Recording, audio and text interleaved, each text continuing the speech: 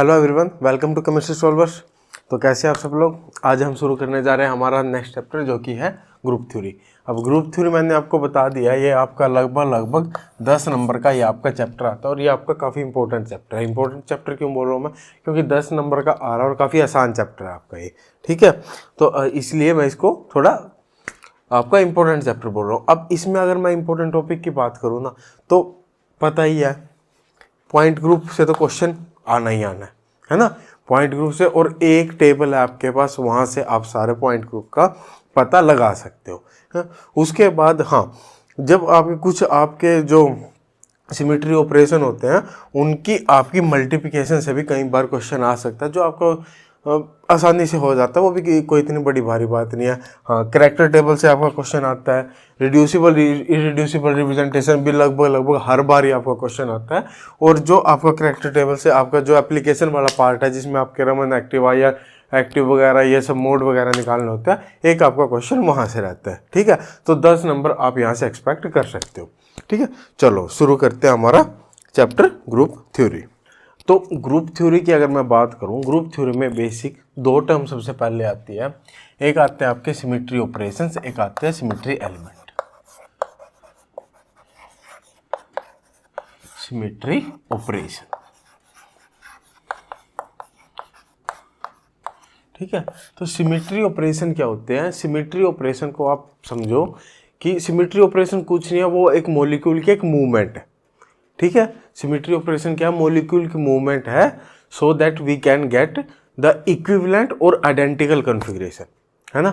तो symmetry operation असल में क्या है? सिमेट्री ऑपरेशन क्या है? मूवमेंट ऑफ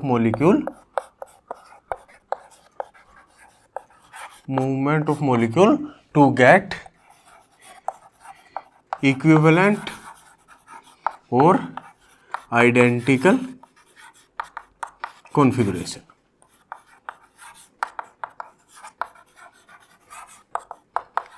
ठीक है। यानी कि अगर हमारे पास एक मॉलिक्यूल है, उस मॉलिक्यूल की हम कुछ भी मूवमेंट करें, ठीक है, मूवमेंट कुछ भी हो सकती है, रोटेशन हो सकती है, रिफ्लेक्शन हो सकती है, कुछ भी हो सकती है, ठीक है। उस मॉलिक्यूल की हम मूवमेंट करें और हमें उस मूवमेंट के बाद एक आइडेंटिकल या इक्विवेलेंट कॉन्फ़िगरेशन मिले, ठीक है, तो उसे हम बोलते हैं सिमेट्री ऑपरेशन। अब आइडेंटिकल और इक्विवेलेंट से मेरा क्या मतलब है? मान लो मेरे पास एक वाटर मॉलिक्यूल है, ठीक है। अब ये जो हाइड्रोजन है, ये दोनों क्या है? हाइड्रोजन तो सेम ही होता है ना।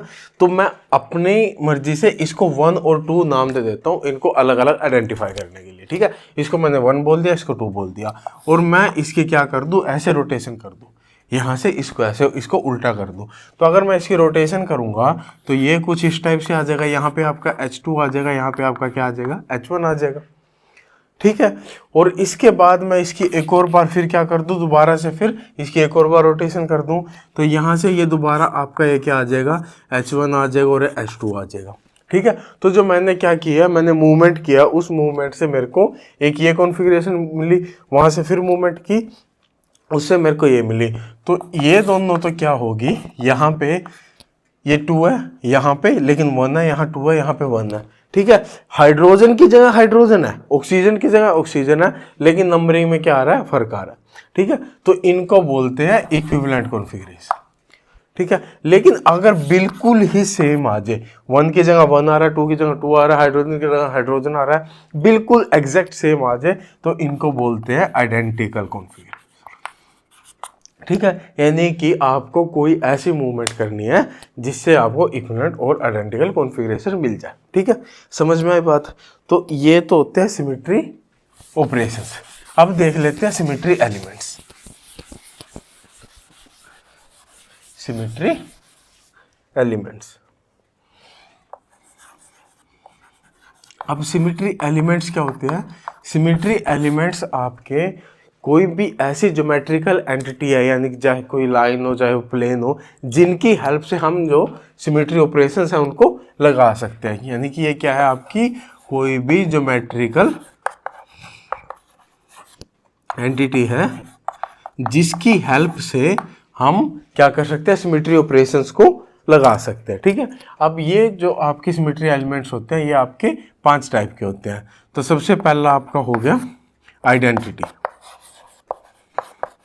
आइडेंटिटी क्या होता है? आइडेंटिटी को हम ई से डिनोट करते हैं और इसको बोलते हैं डू नथिंग।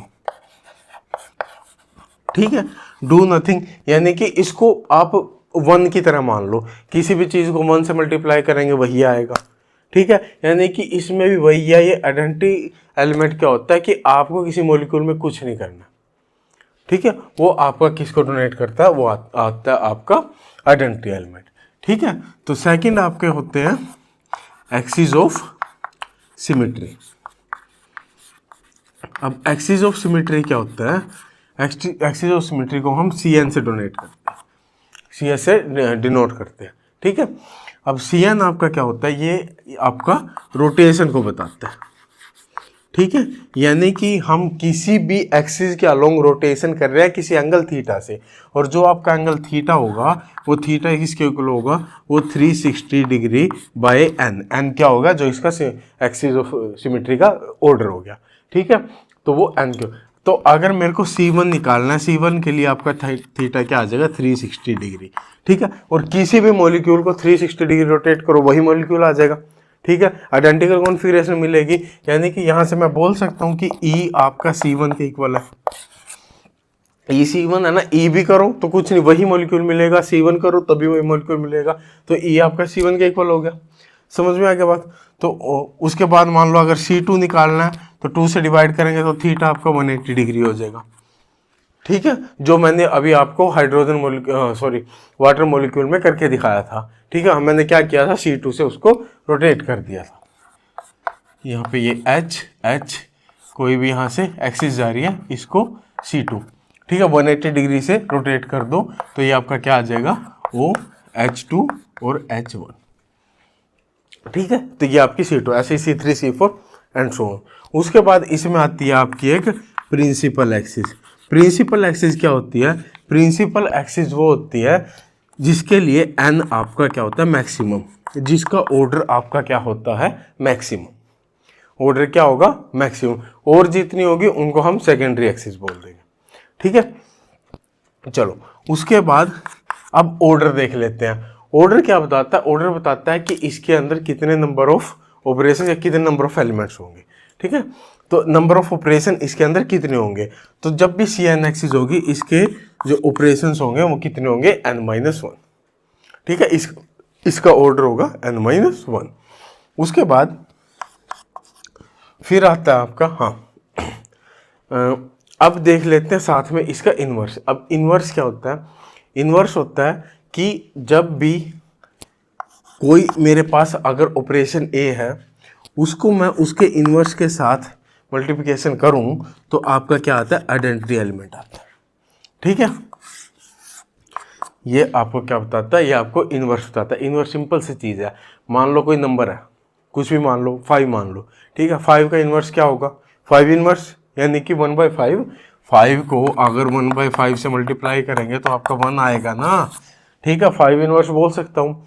तो ऐसे ही A को अगर A इन्वर्स से करेंगे तो क्या यहाँ पे आपका आइडेंटिटी क्या हो रहा है? E, तो ये किसके इक्वल होगा? E।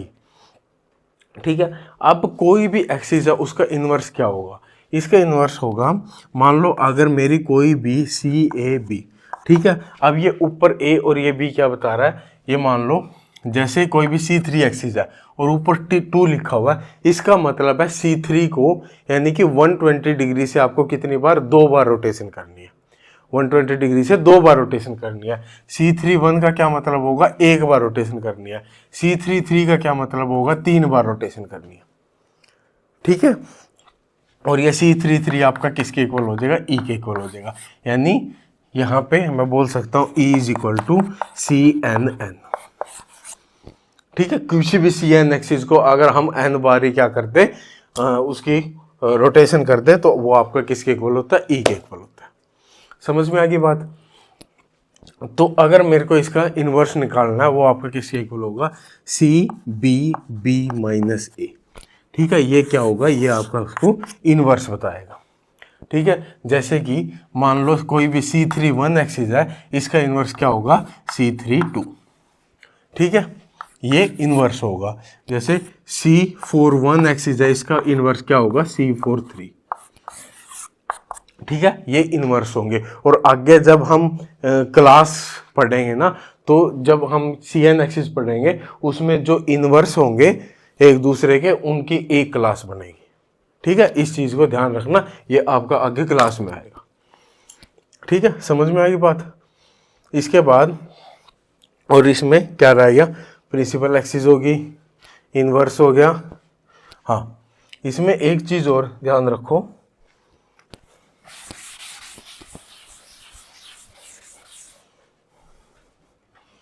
अगर मेरे पास एक है C36 और एक है C63, ठीक है, एक है C36 और एक है C63, तो अगर आपका ऊपर वाला जो नंबर है नीचे वाले नंबर से छोटा होता है तब हम इसको डायरेक्टली काट के लिख सकते हैं, यानी कि ये 1 ये 2, तो ये आपका C12 के इक्वल होगा। ठीक है, ये किसके इक्वल होगा, C12 के इक्वल होगा।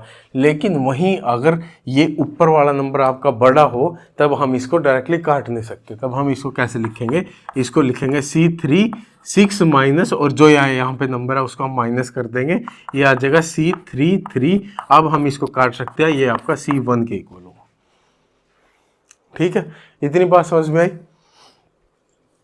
इनको हम कुछ इस टाइप से लिख सकते हैं। ठीक है, अब अगर चलो पॉइंट ग्रुप पढ़ेंगे भी, चलो मैं वो बात वहीं पे बता दूंगा।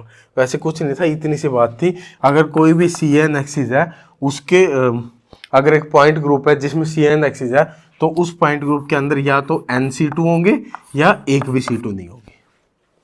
ठीक है, और जो ये NC2 होंगी उस CN के परपेंडिकुलर होंगी। कैसे, मैं बता देता हूँ।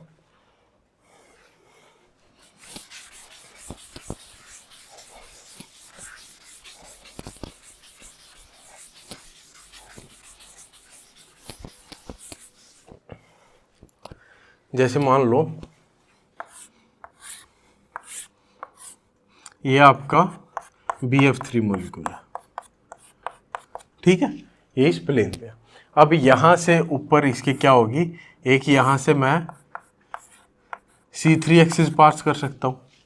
ठीक है, C3 एक्सिस पास करूंगा, ये F यहाँ आ जाएगा, ये यहाँ आ जाएगा, ये यहाँ आ जाएगा। ठीक है, यानी इसके अंदर एक C3 एक्सिस है। ठीक है, और भी कोई एक्सिस है इसके पास।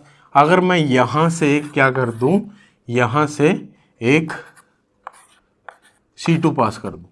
C2 क्या होता है, 180 से रोटेशन, यानी कि इस बोरोन और इस फ्लोरीन से आपकी एक C2 पास हो रही है, तो क्या होगा, ये फ्लोरीन यहाँ आ जाएगा, ये यहाँ आ जाएगा।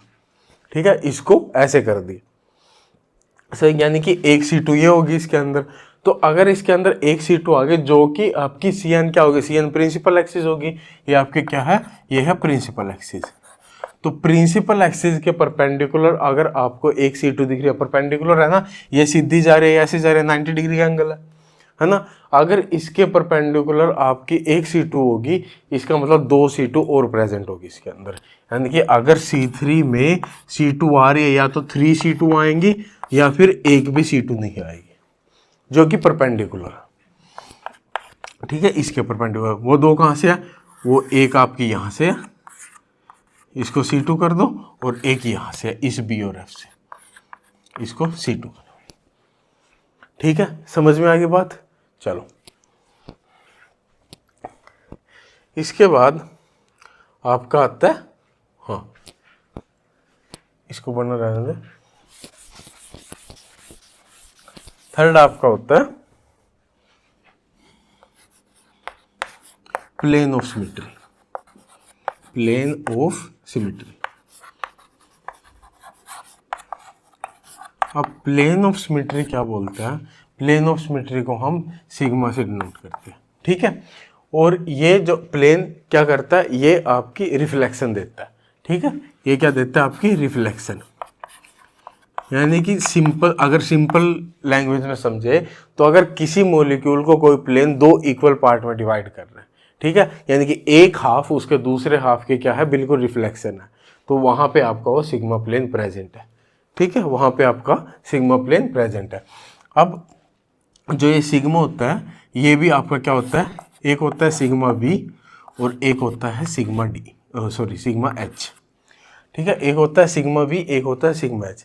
सिग्मा V कौन सा होगा, जो प्रिंसिपल एक्सिस के पैरेलल होगा, और सिग्मा एच होगा जो प्रिंसिपल एक्सिस के परपेंडिकुलर होगा। ठीक है, अब जैसे ये आपकी कहाँ से जा रही है, मान लो ये प्लेन ऐसे है, एक यहाँ पे यूं बी है, एक एफ ये है, एक एफ सॉरी बीच में बी है, एक एफ इधर है, एक एफ इधर है, एक एफ इधर है, तो C3 कहाँ से, ऊपर से जा रही है, C3 आपके ऊपर से जा रही है। तो जो ये प्लेन हुआ ना, जिस प्लेन में BF3 मॉलिक्यूल है, ये प्लेन आपका इस एक्सिस का क्या हुआ, परपेंडिकुलर हुआ। ठीक है, तो ये जो प्लेन है, इस प्लेन में आपका क्या है, BF3 मॉलिक्यूल है, और यहाँ से आपके क्या जा रही है, ये यहाँ से आपकी C3 एक्सिस जा रही है। तो जो ये प्लेन होगा इसको हम बोल लेंगे सिग्मा एच, इस प्लेन को हम बोल लेंगे सिग्मा एच। ठीक है, और एक आपका प्लेन कुछ इस तरीके से भी पास हो सकता है, जो इस जैसे ये C2 जा रहा है ना, ऐसे ही फ्लोरीन और ब्रोमीन से आपका एक प्लेन जाए। ठीक है, यानी कि अगर मेरा यहाँ से एक बोरोन यहाँ पे था, एक फ्लोरीन था, एक फ्लोरीन था, एक फ्लोरीन था, तो यहाँ से अगर मेरा कुछ इस टाइप से एक प्लेन जाए, इस टाइप से अगर एक प्लेन जाएगा तो यही यू प्लेन हो गया, और ऊपर ये आपकी क्या होगी, C3 एक्सिस होगी, यानी ये प्लेन क्या हुआ, पैरेलल हुआ। तो पैरेलल हुआ यानी कि अगर यहाँ से कुछ एक प्लेन आपका यू, ठीक है, यूं जाए तो ये प्लेन क्या हुआ, इसके पैरेलल हुआ, तो ये प्लेन आपका क्या होगा, ये प्लेन आपको होगा सिग्मा वी प्लेन। ठीक है, ये प्लेन क्या होगा, ये प्लेन आपको होगा सिग्मा वी प्लेन। ठीक है, समझ में आ गई बात। उसके बाद सिग्मा स्क्वायर आपका किसके इक्वल है, ई के इक्वल है, यानी सिग्मा ही सिग्मा का क्या होता है, इन्वर्स होता है। सिग्मा ही सिग्मा का इन्वर्स कैसे होगा, मान लो जैसे कि ये था, ठीक है, इसकी रिफ्लेक्शन क्या है, ये मेरा दूसरा हाथ है, और यहाँ पे मैंने क्या था, बीच में मिरर रखा था, तो इसकी रिफ्लेक्शन ये हो गया। अब यहाँ पे अगर मैं एक और मिरर रखूँ तो इसकी रिफ्लेक्शन ये होगा। अब ये और ये दोनों क्या होंगे, एक दूसरे के आइडेंटिकल होंगे, यानी कि अगर मैंने दो मिरर लगाए तो उसने क्या दे दी, एक आइडेंटिकल कॉन्फ़िगरेशन दे दी। आइडेंटिकल दे दी, आइडेंटिकल का मतलब क्या है, ई आ जाएगा, यानी अगर मैं 2 बार सिग्मा लगाऊंगा तो वो आपकी एक आइडेंटिकल कॉन्फ़िगरेशन दे देगा, वो ई के इक्वल हो जाएगा। ठीक है, समझ में आई बात। उसके बाद चौथा होता है आपका इन्वर्जन सेंटर। इन्वर्जन सेंटर, चौथा क्या आएगा, इन्वर्जन सेंटर, जो कि होता है आई। अब इन्वर्जन सेंटर क्या करता है, ये इन्वर्स कर देता है, कोऑर्डिनेट्स को क्या करता है, इन्वर्स कर देता है। इन्वर्स कैसे करेगा, जहां भी मान लो मैंने एक मॉलिक्यूल ले लिया, बेंजीन ले लिया, ठीक है, इसमें क्या होता है, अगर हम सेंटर से चले, अगर सेंटर से हम यहाँ चलेंगे, हमें यहाँ कार्बन मिल रहा है, तो इसके ऑपोजिट चलने पे भी वही कार्बन मिलना चाहिए। यहाँ यहाँ चलेंगे तो हमें यहाँ एक बॉन्ड मिल रहा है, तो इसके ऑपोजिट चलने पे भी हमें बॉन्ड मिलना चाहिए। ठीक है, समझ में आई बात। यहाँ से यहाँ चलेंगे, अगर क्या मिल रहा है, कार्बन मिल रहा है, तो इसके अपोजिट चलेंगे, यहाँ भी कार्बन, यानी कि दोनों साइड अगर अपोजिट चलने पे हमें सेम डिस्टेंस पे सेम चीज मिल रही है, तो वहां पे आपका क्या, इन्वर्जन सेंटर प्रेजेंट होता है। ठीक है, वहां पे आपका इन्वर्जन सेंटर प्रेजेंट होता है। और असल में करता क्या है, ये आपके जो कोऑर्डिनेट्स होते हैं, कोऑर्डिनेट्स को इन्वर्स कर देता है, यानी कि एक्स को -x में चेंज कर देगा, y को -y में चेंज कर देगा, z को -z में चेंज कर देगा। ठीक है, तो अगर एक बात बताओ, x को इसने -x में चेंज किया, अगर मैं एक और बार इन्वर्स लगा दूं तो -x को किस में चेंज कर देगा, x में। यानी अगर 2 बार इन्वर्जन लगाया तो क्या आ गया, आइडेंटिकल कॉन्फ़िगरेशन आ गई, यानी कि i ही i का क्या है, आपका इन्वर्स है। ठीक है, i ही आपका i का इन्वर्स है। समझ में आ गई बात। चलो, उसके बाद 5वां आता है आपका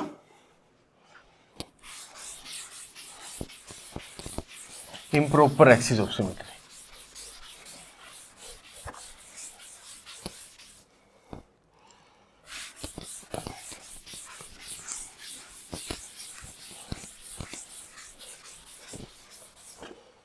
ठीक है, 5वां आएगा इम्प्रॉपर एक्सिस ऑफ सिमेट्री।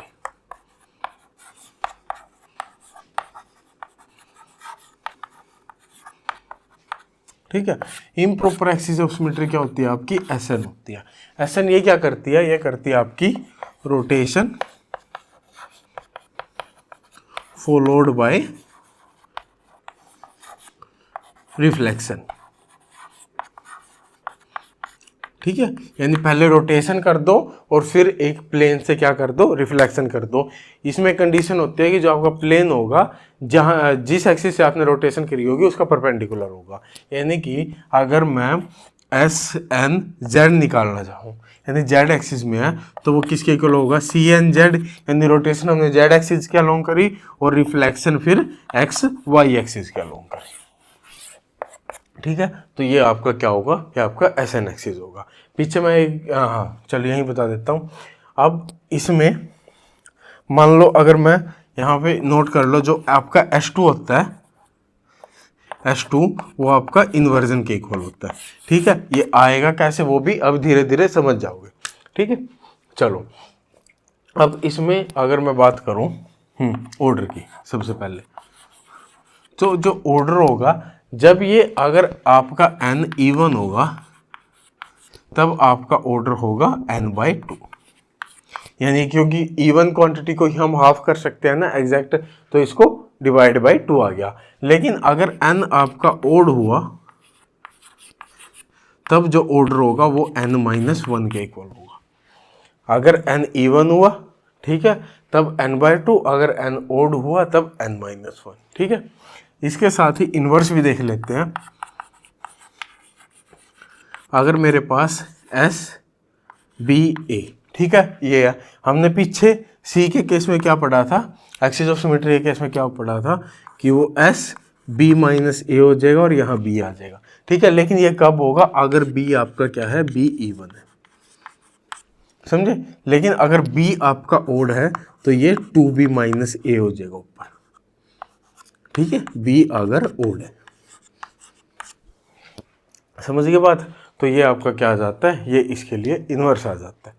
ठीक है, ऑर्डर हो गया, इन्वर्स हो गया, होगी सारी चीजें, है ना। हाँ, एक चीज ध्यान रखना, अगर मान लो मैं एक कोई भी निकाल के दिखा देता हूँ, S36 है, ठीक है, S36 है, तो इसको अगर मैं लिखूंगा, सबसे पहले मेरे को C36 आएगा और सिग्मा कितनी बार आएगा, 3 बार लगाया ना, तो सिग्मा 3 बार आएगा।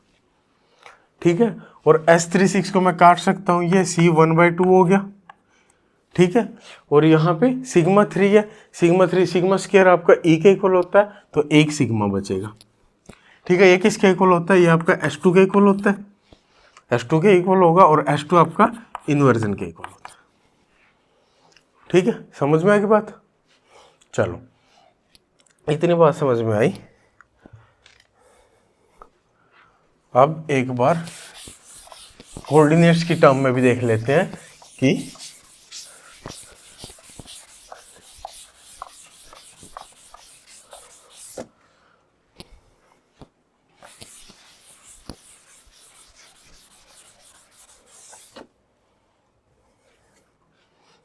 चलो वो मैट्रिक्स रिप्रेजेंटेशन के साथ देख लेंगे कोऑर्डिनेट्स की टर्म में। पहले एक बार पॉइंट ग्रुप देख लेते हैं। कराना तो तुम्हें सारा ही है ना, कोई पहले करा दो कोई बाद में करा दो, क्या ही फर्क पड़ता है हमारा। ये एक हिसाब से चलो, लर्निंग कोर्स, विजन कोर्स, कुछ मर्जी लगा लो, सीखना है बस तुम्हें तो। ठीक है, अब पॉइंट ग्रुप की बात करूँ मैं। अब पॉइंट ग्रुप क्या होता है, point group in symmetry operation का कि अगर एक ग्रुप होता है ना, यानी कि अगर एक मॉलिक्यूल किसी एक पॉइंट ग्रुप को शो कर रहा है, तो हम वहाँ से बता सकते हैं कि ये किस किस सिमेट्री, कौन कौन से सिमेट्री ऑपरेशन हम यहाँ पे लगा सकते हैं। ठीक है, अब मान लो सबसे पहला पॉइंट ग्रुप आ गया मेरा C1। अब C1 में क्या होगा, पॉइंट ग्रुप आपने पहले पढ़े भी होंगे, मैं आपको यहाँ पे सभी पॉइंट ग्रुप का एक तो ऑर्डर बता दूंगा, ठीक है, दूसरा बता दूंगा कि मैं सारे के सारे आपको जितने भी सिमेट्री एलिमेंट्स इनके अंदर होंगे सारे मैं लिख के नहीं दिखाऊंगा, मैं आपको केवल वो मेन लिख के बता दूंगा कि जिनसे आप आइडिया लगा लोगे कि अगर ये प्रेजेंट है, इसका मतलब इसका पॉइंट ग्रुप ये होगा। समझ में आई बात। अब अगर C1 है, C1 क्या होगा, C1 तो आपका E के इक्वल होता है, और ऑर्डर क्या हो जाएगा इसका, ऑर्डर इसका हो जाएगा 1। उसके बाद आता है आपका CS point group. CS point group में क्या होता है, आपका एक E होता है और एक केवल सिग्मा कोई भी एक प्लेन होता है। ठीक है, ऑर्डर इसका होता है 2।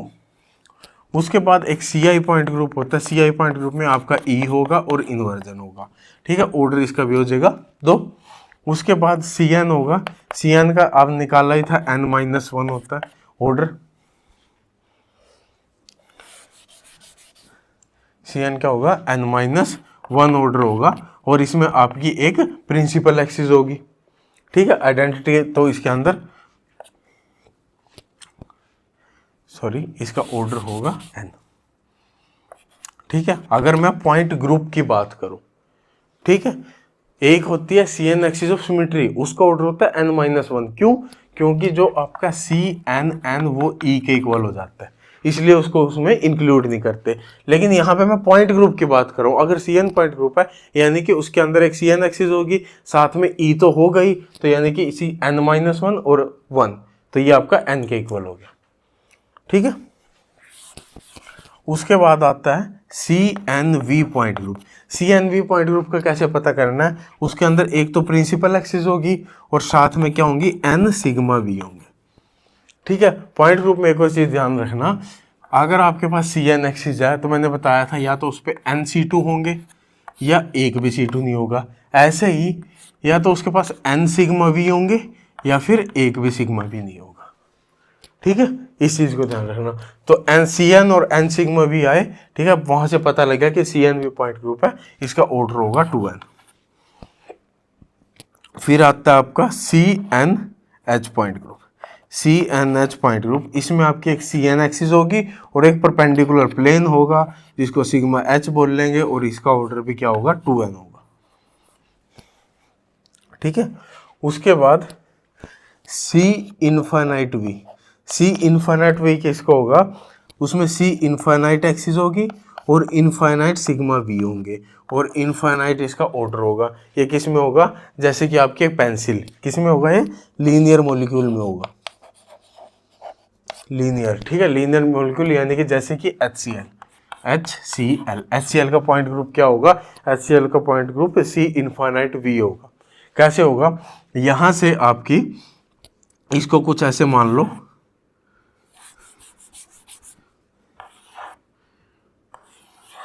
ठीक है, ये मिले हुए, ठीक है। अब यहां से अगर मैं क्या करूं, एक एक्सिस ड्रॉ करूं, वो आपके क्या होगी, C इनफाइनाइट एक्सिस होगी। C इनफाइनाइट एक्सिस कैसे होगी, C इनफाइनाइट में एंगल क्या होगा, बहुत लगभग 0 को अप्रोच करेगा। यानी कि यहां से अगर मैं एक्सिस करूं, ये तो आपके क्या स्फीयर है, थोड़ा सा ऐसे रोटेट करते जाओ, हल्का हल्का, है बिल्कुल अप्रोक्स 0 एंगल पे, ठीक है। उसको क्या करते रहोगे, रोटेट करते रहोगे, ठीक है। यानी कि यहाँ पे आपकी C इनफाइनाइट एक्सिस होगी, तो ऐसे ही यहाँ पे क्या होंगे, ऐसे प्लेन भी लाई करेंगे, एक यूं प्लेन, फिर थोड़ा सा कर दिया, यूं प्लेन, यूं, ठीक है, इतने सारे प्लेन होंगे। तो इसके अंदर इनफाइनाइट क्या होंगे, सिग्मा V भी होंगे। अब ये दोनों मॉलिक्यूल क्या है, अलग अलग है, इसलिए बीच में कोई प्लेन नहीं है। अगर मैं इन दोनों मॉलिक्यूल को एक कर दूं, जैसे कि H2, ठीक है, H2 में क्या होगा, ये दोनों मॉलिक्यूल सेम होंगे, तो यहाँ पे भी आपका एक प्लेन आ जाएगा। यहाँ पे भी अगर आपका सिग्मा H प्लेन आया, तब यहाँ पे क्या कौन सा होगा, तब यहाँ पे पॉइंट ग्रुप हो जाएगा D इनफाइनाइट H, ठीक है, वो मैं भी कराऊंगा। C इनफाइनाइट V हो गया। उसके बाद चलते हैं D पे। अब आ गया DN। DN कब होगा, अगर CN के साथ NC2 आ जाए। अब तक NC2 नहीं थी तो हम C पे चल रहे थे, NC2 अगर आ गया तो हम किस पे आ गए, तो हम D पे आ गए। तो ये आ गया Cn प्लस NC2, ठीक है। तो ये आपका इसका ऑर्डर हो जाएगा, इसका भी 2n। उसके बाद आएगा DND। DND में क्या होता है, Cn और NC2 तो होगा क्योंकि D आया हुआ है ना, और इसके साथ क्या हो जाएगा, N सिग्मा V भी आ जाएंगे। इसका पॉइंट ग्रुप आपका क्या हो जाएगा, पॉइंट ग्रुप इसका हो जाएगा 4n, ठीक है। उसके बाद आ जाएगा DNH point group. DNH point group के लिए क्या आ जाएगा, Cn और NC2 तो आएगा, साथ में N सिग्मा V भी आएंगे, और साथ में एक सिग्मा H आएगा। अगर ऐसा आ जाए और 4 रैंक उसका ऑर्डर हो तो वो DNH पॉइंट ग्रुप होगा, ठीक है। फिर आता है D इनफाइनाइट H, तो वही C infinite C2 infinite sigma V और प्लस एक सिग्मा H, ठीक है। ये आ जाए तो आपका वो क्या आ जाएगा, इसका भी इनफाइनाइट इसका ऑर्डर हो जाएगा, और वो D इनफाइनाइट H। तो ये आपके सारे पॉइंट ग्रुप थे जो आपको याद रखने, ठीक है, और इनका ऑर्डर जो आपको याद रखना है। ठीक है, अब मैं आपको एक टेबल करा देता हूँ जिसकी हेल्प से तुम पता लगा सकते हो कि आपका सबसे पहले अप्रोच क्या रखनी है। किसी भी मॉलिक्यूल को, किसी मॉलिक्यूल का अगर हमें पॉइंट ग्रुप पता करना है तो हमें सबसे पहले क्या देखना होगा।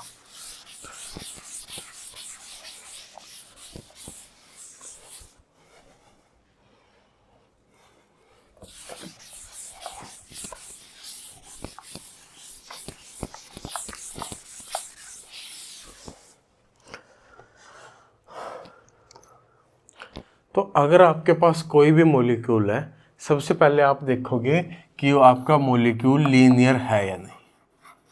ठीक है, लीनियर है या लीनियर नहीं है।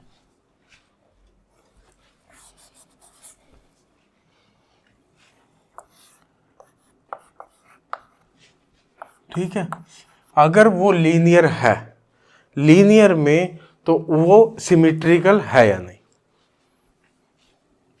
ठीक है, लीनियर में वो सिमेट्रिकल है या नहीं। सिमेट्रिकल का क्या मतलब है कि उसमें सिग्मा एच है, सीधा सा सीधा सिग्मा एच देख लो, ज़्यादा कुछ वो नहीं है। अगर वो लीनियर है तो उसमें सिग्मा एच है या नहीं। ठीक है, अगर उसमें सिग्मा एच हुई तो सीधा उसका पॉइंट ग्रुप आ जाएगा डी इनफाइनाइट एच। और अगर उसमें इन्फाइनाइट एच नहीं, सॉरी सिग्मा एच नहीं हुई तो उसका पॉइंट ग्रुप आ जाएगा सी इनफाइनाइट बी। ठीक है, समझ में आई बात। उसके बाद लीनियर नहीं है तो क्या उसकी परफेक्ट ज्योमेट्री है।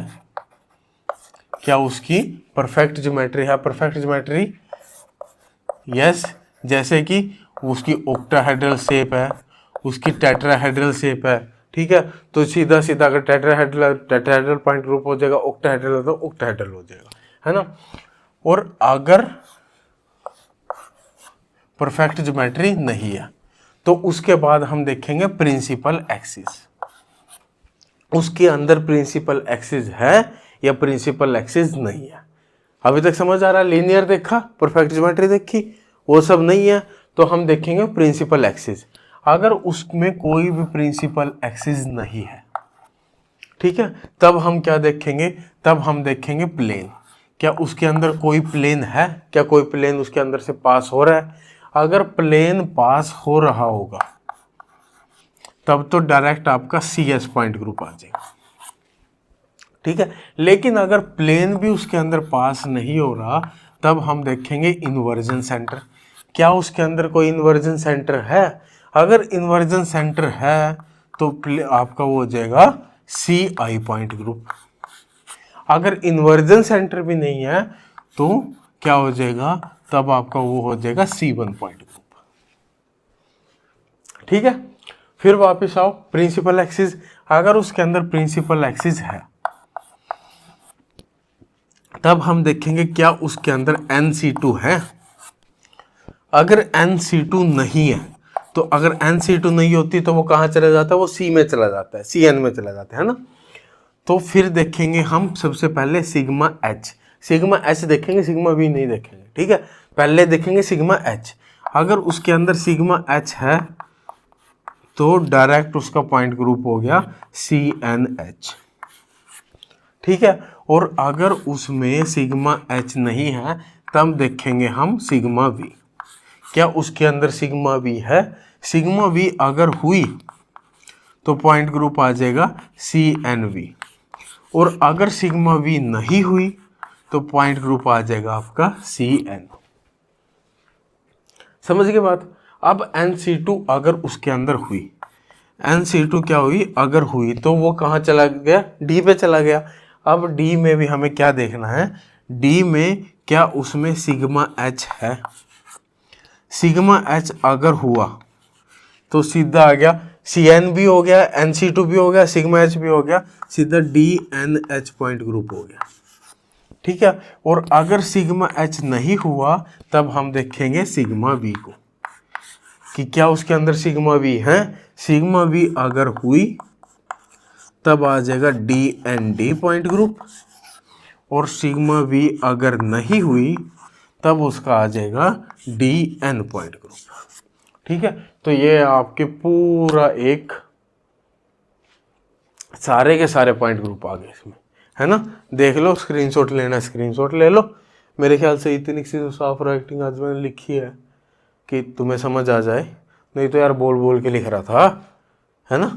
तो समझ आ ही रहा होगा, कुछ नहीं समझ आए तो कमेंट कर देना भी, और तो क्या ही बोलो, है ना। चलो, तो ये आपका सारा पॉइंट ग्रुप का लफड़ा था, ठीक है, हो गया। चलो मैट्रिक्स रिप्रेजेंटेशन भी देख लेते हैं, है ना। खत्म करते हैं यार चैप्टर जल्दी से, क्या ग्रुप थ्योरी पे इतना टाइम लगा रहे हो।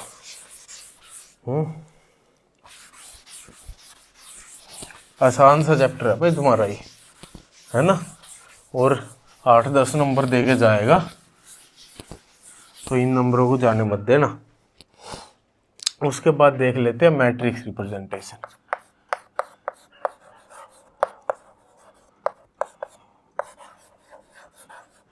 अब मैट्रिक्स रिप्रेजेंटेशन थोड़ा सा आसान तरीके से समझते हैं। आसान तरीके से कैसे समझेंगे, मान लो अगर आपके पास कोऑर्डिनेट्स हैं x, y और z, आपने आइडेंटिटी ई लगा दिया। ई क्या करता है, उन कोऑर्डिनेट्स को कुछ भी चेंज नहीं करेगा, यानी कि ये हमें x, y और z ही देगा, ठीक है। तो x, y और z ही देगा, इसका मतलब क्या, मैं इसको ऐसे मान सकता हूँ कि मेरा x, y और z कुछ इस तरीके से हैं। तो मैं यहाँ पे कोई एक ऐसी मैट्रिक्स लिख दूँ 1 0 0 0 1 0 0 0 1, तो क्या ये मेरे को x, y, z यही दे देगा ना। अब मैट्रिक्स मल्टीप्लिकेशन तो आती है ना, जिन बच्चों को नहीं आती तो ज़रूरत है तुम्हें सीखने की, मेरे ख्याल से यहाँ ज़रूरत नहीं है। अगर फिर भी की ज़रूरत होगी तो एक अलग से बाद में बता दूंगा, क्योंकि फिर वही बात है यार, ज़्यादा लंबा चला जाता है ना, ठीक है। तो एक्स वाई जेड को अगर मैं इस मैट्रिक्स से मल्टीप्लाई करूं तो वापिस आपका वो एक्स वाई जेड ही देगा, है ना। तो यहाँ से मैं इसको बोल सकता हूँ कि ये आपकी ई की मैट्रिक्स है, क्योंकि इसने क्या एक्स वाई जेड में कुछ भी चेंज नहीं किया। अब मैंने ये आपको बता दिया कि ये आई कैसे है, समझिए बात, ये आई कैसे। अब मैं आगे C2 इनके सबके डायरेक्ट लिख दूंगा, तो ये आपकी क्या है, ई की मैट्रिक्स है, और इसका जो कैरेक्टर होगा, कैरेक्टर ऑफ ई, वो क्या होगा, वो होगा 3, डायगोनल का जो सम होता है, ठीक है। तो ये आपका होगा ई का। उसके बाद C2 एक्सिस, ठीक है, CN एक्सिस की मैं आपको पहले CNX की मैं मैट्रिक्स बता देता हूँ। इसकी मैट्रिक्स आपकी होती है 1 0 0 0 cos theta sine theta 0 minus sine theta और कोस थीटा, ठीक है। और जो इसका कैरेक्टर होगा CN का वो क्या होगा, 2 कोस थीटा प्लस 1, ठीक है। अब ये किसके लिए, CNX के लिए है। ऐसे ही CNY के लिए अगर मैं लिखना चाहूँ तो वो क्या होगा, 0 ये होगा 0 1 0 0 0 cos theta sine theta minus sine theta और कोस थीटा, ठीक है। और ऐसे ही जेड के लिए क्या आ जाएगा, ये इतने में आ जाएगा, यहाँ 0 0 1 आ जाएगा, 0 0 1, ठीक है। ये आपका CN जेड के लिए आ जाएगा, ठीक है। उनके लिए मैट्रिक्स ये होती है। अब अगर मैं यहाँ से C2 की मैट्रिक्स बताना चाहूँ आपको, यहाँ से अगर मैं C2 की मैट्रिक्स बताना चाहूँ तो C2 की क्या आएगी, C2 की आएगी 1 0 0 0। अब यहाँ पे आएगा कोस 180 डिग्री। कोस 180 डिग्री क्या होता है, कोस 90 प्लस 90 यानी कि साइन 90। साइन 90 आपका क्या हो जाएगा 1। अब ये किस में है, ये आपका सेकंड क्वाड्रेंट होता है, तो सेकंड में ये क्या हो जाएगा, -1 आ जाएगा। तो -1 साइन का क्या हो जाएगा 0, ठीक है, -0 0 और कोस का -1, ठीक है। कोस का आ जाएगा क्या, -1, समझ गए। तो यहाँ पे कैरेक्टर क्या हुआ C2 का, कैरेक्टर हुआ C2 का -1 -1 +1 -1, ठीक है। अब ये आया कैसे, एक और मान लो ये मैंने किसके लिए, C2x के लिए लिखी थी, ठीक है। C2x अगर मैंने किस पे अप्लाई करी, किसी भी x, y और z कोऑर्डिनेट्स पे, ठीक है, तो ये क्या करेगा,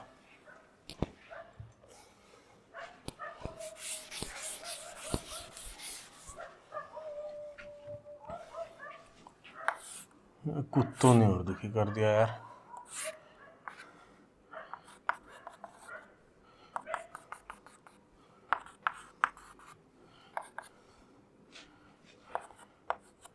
ठीक है, ये मैंने मान ली आपके कोई भी x, ये मान ली y और ये मान ली z, ठीक है, x y z। अब यहाँ पे फर्स्ट क्वाड्रेंट में आपका क्या था, कोई भी एक पॉइंट था x पे। अब इसको मैंने यहाँ से क्या कर दिया, C2 घुमा दिया। यहाँ से अगर आपका कोई पॉइंट था, यहाँ मेरे हाथ के ऊपर था, इसको मैंने उल्टा घुमा दिया, वो यहाँ पे क्या आ जाएगा, नीचे आ जाएगा, यानी वो नीचे चला जाएगा कहीं पीछे, ठीक है। तो क्या x चेंज हुआ, x आपका चेंज नहीं हुआ, तो x आपका x ही रहा। लेकिन ऊपर से अगर वो नीचे गया तो ऊपर पहले कहाँ था, वो प्लस y में था, नीचे गया तो कहाँ चला गया, माइनस y में चला गया, तो ये आपका क्या हो गया, माइनस y, ठीक है। ऐसे ही अगर वो आगे था, ये z क्या है, z आपका आगे है, यानी कि अगर मैं z हूँ, यहाँ पे मैंने कहीं पॉइंट लिया था वो, तो वहां से वो अब वो पीछे की तरफ चला जाएगा, बोर्ड के अंदर पीछे की तरफ, तो z आगे पॉजिटिव था तो z पीछे क्या होगा, नेगेटिव होगा, तो ये क्या होगा, माइनस z, ठीक है। तो C2x ने क्या हुआ, x y z में x को जो जिस एक्सिस के अलोंग आपकी वो है, मतलब जिस कोऑर्डिनेट के अलोंग आपकी एक्सिस है उसको सेम रखा, बाकी दोनों को क्या कर दिया, माइनस कर दिया। तो क्या यही नहीं हुआ था, यहाँ पे क्या था, x के लिए 1 था, y को -1 कर दिया था और z को -1 कर दिया था, यही चीज की थी ना। तो अपना यहाँ से आप डायरेक्ट भी लिख सकते हो कि अगर जिस कोऑर्डिनेट के अलोंग आपकी एक्सिस होगी, C2 केवल उसको चेंज नहीं करेगा, बाकी दोनों को नेगेटिव कर देगा, ठीक है। चलो उसके बाद सेम ऐसे ही सिग्मा का भी बता देता हूं। अगर मैंने सिग्मा कौन सा प्लेन लिया, कोई भी प्लेन ले लो, सिग्मा XZ प्लेन अगर मैं ले लेता हूं, सिग्मा XZ प्लेन ने क्या किया, ये x था और आगे की तरफ z था, XY प्लेन ले लेता हूं, XY बताना थोड़ा आसान हो जाएगा, ये x था और ये y था, ठीक है। तो ये वाला प्लेन था जो बोर्ड वाला प्लेन है। अब यहाँ पे आगे z है और यहाँ पे आपका कहीं इमेजिन करो भाई थोड़ा, तो यहाँ पे आपका क्या है, पॉइंट है। अब इसकी रिफ्लेक्शन क्या होगी, बोर्ड के पीछे की तरफ, अंदर की तरफ, है ना। तो वहां से क्या हुआ, जो आपका z था ये तो -z में चला गया, यहाँ था तो क्या बोर्ड के अंदर पीछे गया ना, तो z -z में चला गया, तो z को तो इसने क्या कर दिया, z को इसने x y z को इसने -z कर दिया, एक तो -z। अब x यहाँ पे इस साइड क्या था, x पॉजिटिव था, इस साइड नेगेटिव था, तो इस साइड अगर पॉइंट था तो इसी साइड रहा ना रिफ्लेक्शन में, है ना, इसी साइड रहा, तो x को x ही रखा। y क्या था, y ऊपर की तरफ, इससे ऊपर y पॉजिटिव है, यहाँ पॉइंट था, तो पीछे भी इतनी ही हाइट पे रहेगा पॉइंट, तो रिफ्लेक्शन में इतनी हाइट रहेगा, यानी इसके ऊपर है, यानी कि पॉजिटिव रहा वो भी, तो y आपका +y रहा, ठीक है। तो यानी कि अगर एक्स वाई प्लेन, तो यहां से एक बात समझ में आई, तो जो भी आपके कोऑर्डिनेट्स यहां आते हैं, मान लो C2 के साथ x आया, सिग्मा के साथ एक्स वाई आया, जो कोऑर्डिनेट्स यहाँ आते हैं केवल वो अनचेंज रहते हैं। यहाँ पे x अनचेंज था, यहाँ x और y दोनों अनचेंज थे, और जो कोऑर्डिनेट्स यहाँ नहीं होते वो क्या होते हैं, वो चेंज हो जाते हैं। समझ में आई बात। अब अगर मैं सिग्मा एक्स वाई की मैट्रिक्स लिखना चाहूँ तो क्या होगी, 1 0 0 0 1 0 0 0 1, और यहाँ पे ये आ जाएगा -1, यानी z को क्या इसमें कर दिया था, z को -z में चेंज किया, तो यानी ये आ जाएगा -1। अब डायरेक्ट लिख सकते हो ना, जिसको नेगेटिव में चेंज कर रहा है वहां पे नेगेटिव लगा दो, बस जिसको नेगेटिव में चेंज कर रहा है वहां पे नेगेटिव लगा दो। अब इसका जो करैक्टर होगा, करैक्टर ऑफ सिग्मा क्या होगा, वो 1 + 1 - 1 यानी कि 1 होगा। ठीक है, करैक्टर इसका क्या होगा, -1 होगा। ठीक है, अब सेम SN एक्सिस के लिए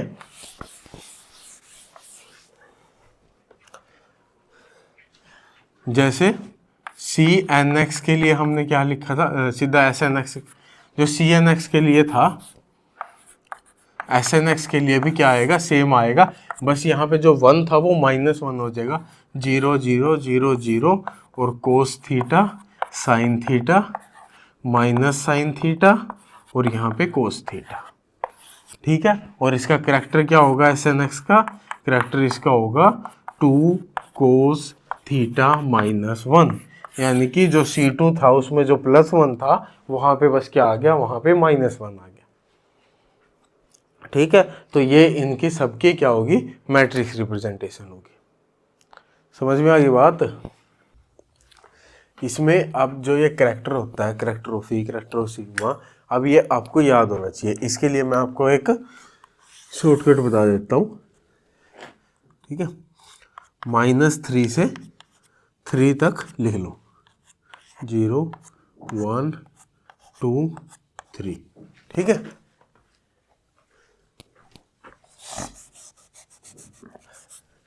अब 3 का हमें पता है किसका होता है, करैक्टर ऑफ ई का करैक्टर होता है ना 3, और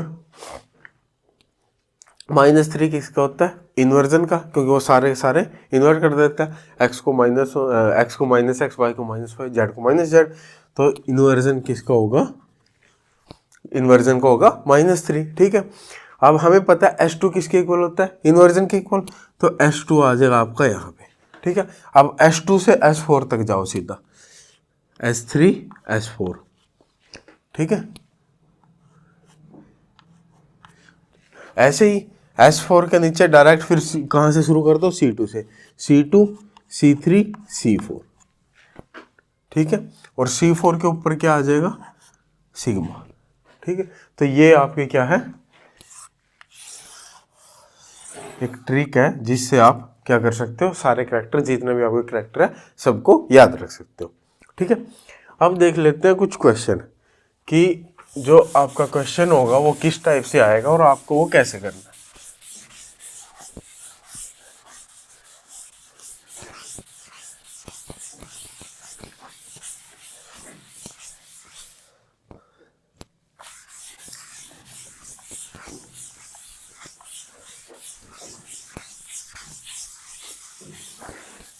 चलो भाई,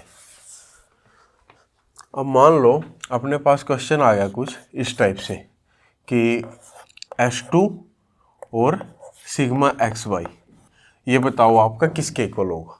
ठीक है, इन दोनों का मल्टीप्लिकेशन आपका किसके इक्वल होगा। तो ये आपको कैसे करना है, सिंपल क्या करो, सिंपल XYZ कोऑर्डिनेट ले लो और हमेशा इस साइड से शुरू करना है। ठीक है, पहले मैंने लिया सिग्मा XY पे हमारे XYZ। अब ये क्या करता है, जो यहाँ पे है X और Y उनको छोड़ के उसके अलावा जो है उसको इन्वर्जन कर देता है उसका। ठीक है, यानी कि उसका साइन चेंज कर देता है। तो ये आपका किसके इक्वल होगा, XY और -Z के। ठीक है, XY -Z के इक्वल आया। अब ये लगाओ आप, इसने ये कर दिया, अब ये लगाओ आप S2 पे। ठीक है, S2 पे लगाया हमने XY और -Z। S2 किसके इक्वल होता है, इन्वर्जन, यानी कि ये आपका होगा XY और -Z, और इन्वर्जन करेंगे अगर इनका एक किसके इक्वल आ जाएंगे, -X -Y और Z। ठीक है, -X -Y और Z, और ये आपका किसके इक्वल होगा, क्या ये अगर मैं C2 लगा दूं, C2 Z लगा दूं किसके ऊपर, X Y और Z के, क्या वो इसके इक्वल नहीं आएगा। ठीक है, क्योंकि ये क्या करता है, जो यहाँ पे एक्सिस है उसको छोड़ के बाकी दोनों के साइन को क्या करता है, चेंज कर देता है। तो ये आपका किसके इक्वल हुआ, ये आपका हुआ C2Z के इक्वल। ठीक है, आपका आंसर आ गया C2Z। ठीक है, क्वेश्चन आपको कुछ इस टाइप से करने हैं।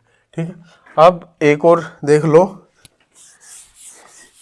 अब ये तो हुई S2 C2 इनकी बात, लेकिन अगर आपके पास क्या आ जाए, अगर आपके पास C4 आ जाए या फिर S4 आ जाए, मान लो यहां मैंने मान लिया कि आपके पास आ गया S4,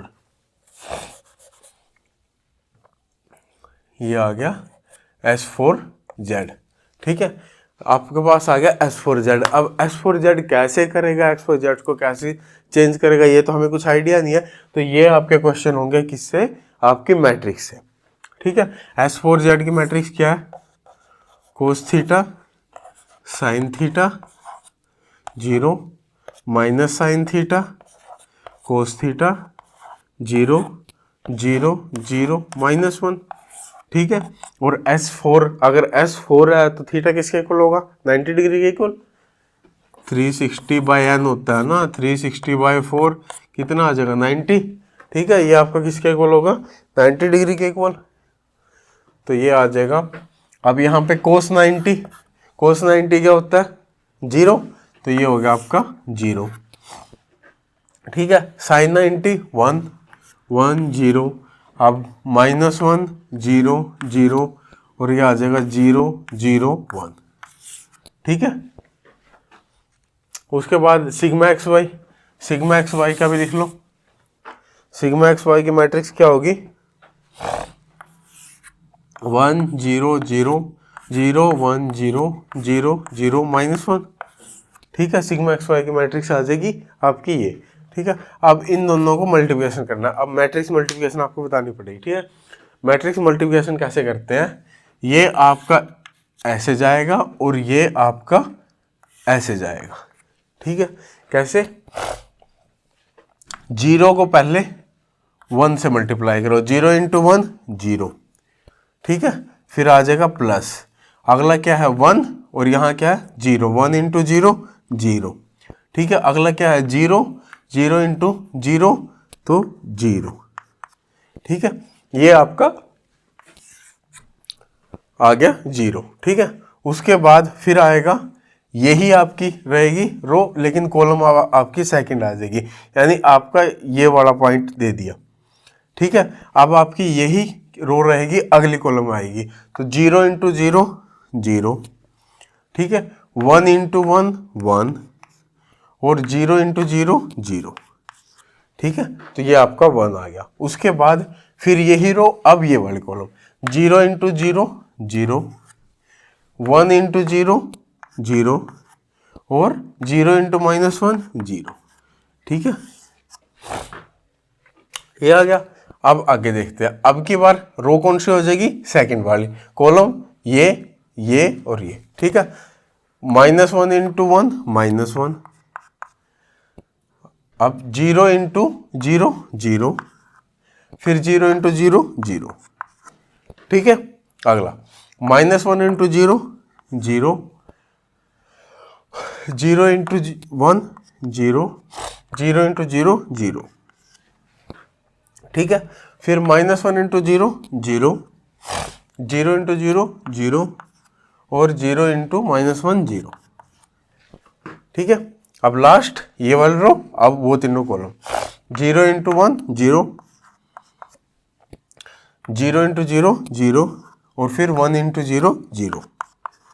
ठीक है, आगे 0 × 0 0, प्लस 0 1 0, प्लस 1 × 0 0, लास्ट 0 × 0 0, फिर 0 0, और फिर 1 × -1 -1। ठीक है, कहीं मैंने, हाँ एक यहाँ पे -1 था। ठीक है, अब ये आपके किसके इक्वल आ जाएगी, ये आ जाएगी 0 1 0 0 1 0, -1 0 0, -1 0 0, और 0 0 -1 0 0 -1, और ये आपके किसकी है, ये आपकी है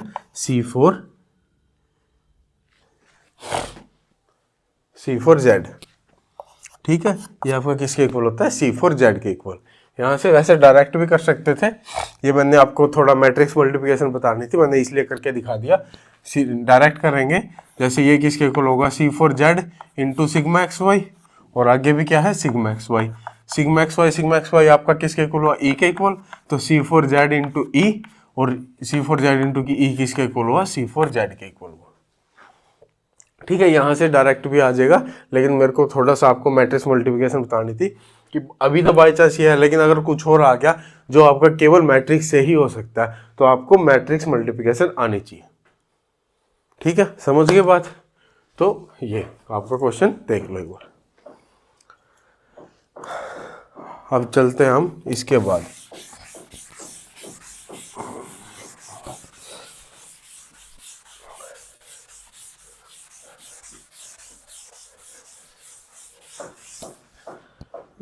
दिन में रिकॉर्डिंग करने की यही दिक्कत है, ठक ठक ठक ठक लगा के रखते हैं। अब देखते हैं हम क्लास।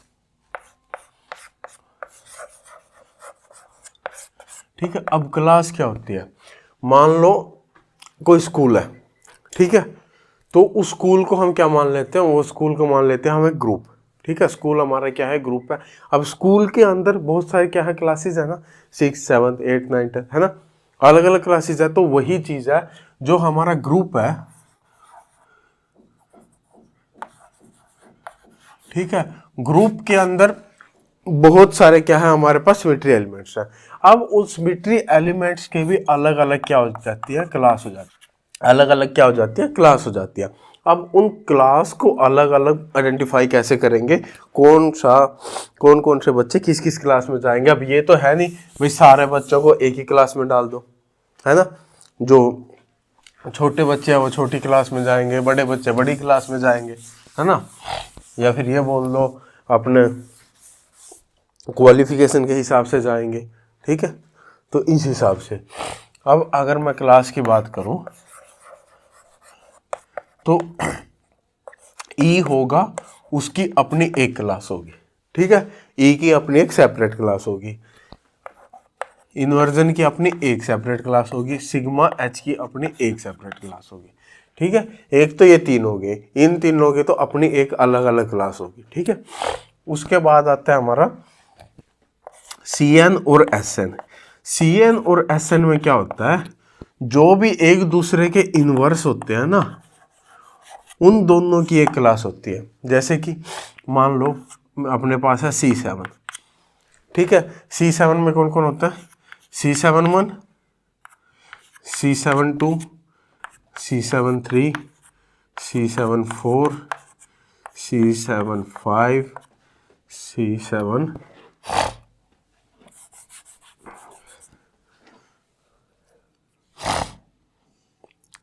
C7-5, C7-6, ठीक है,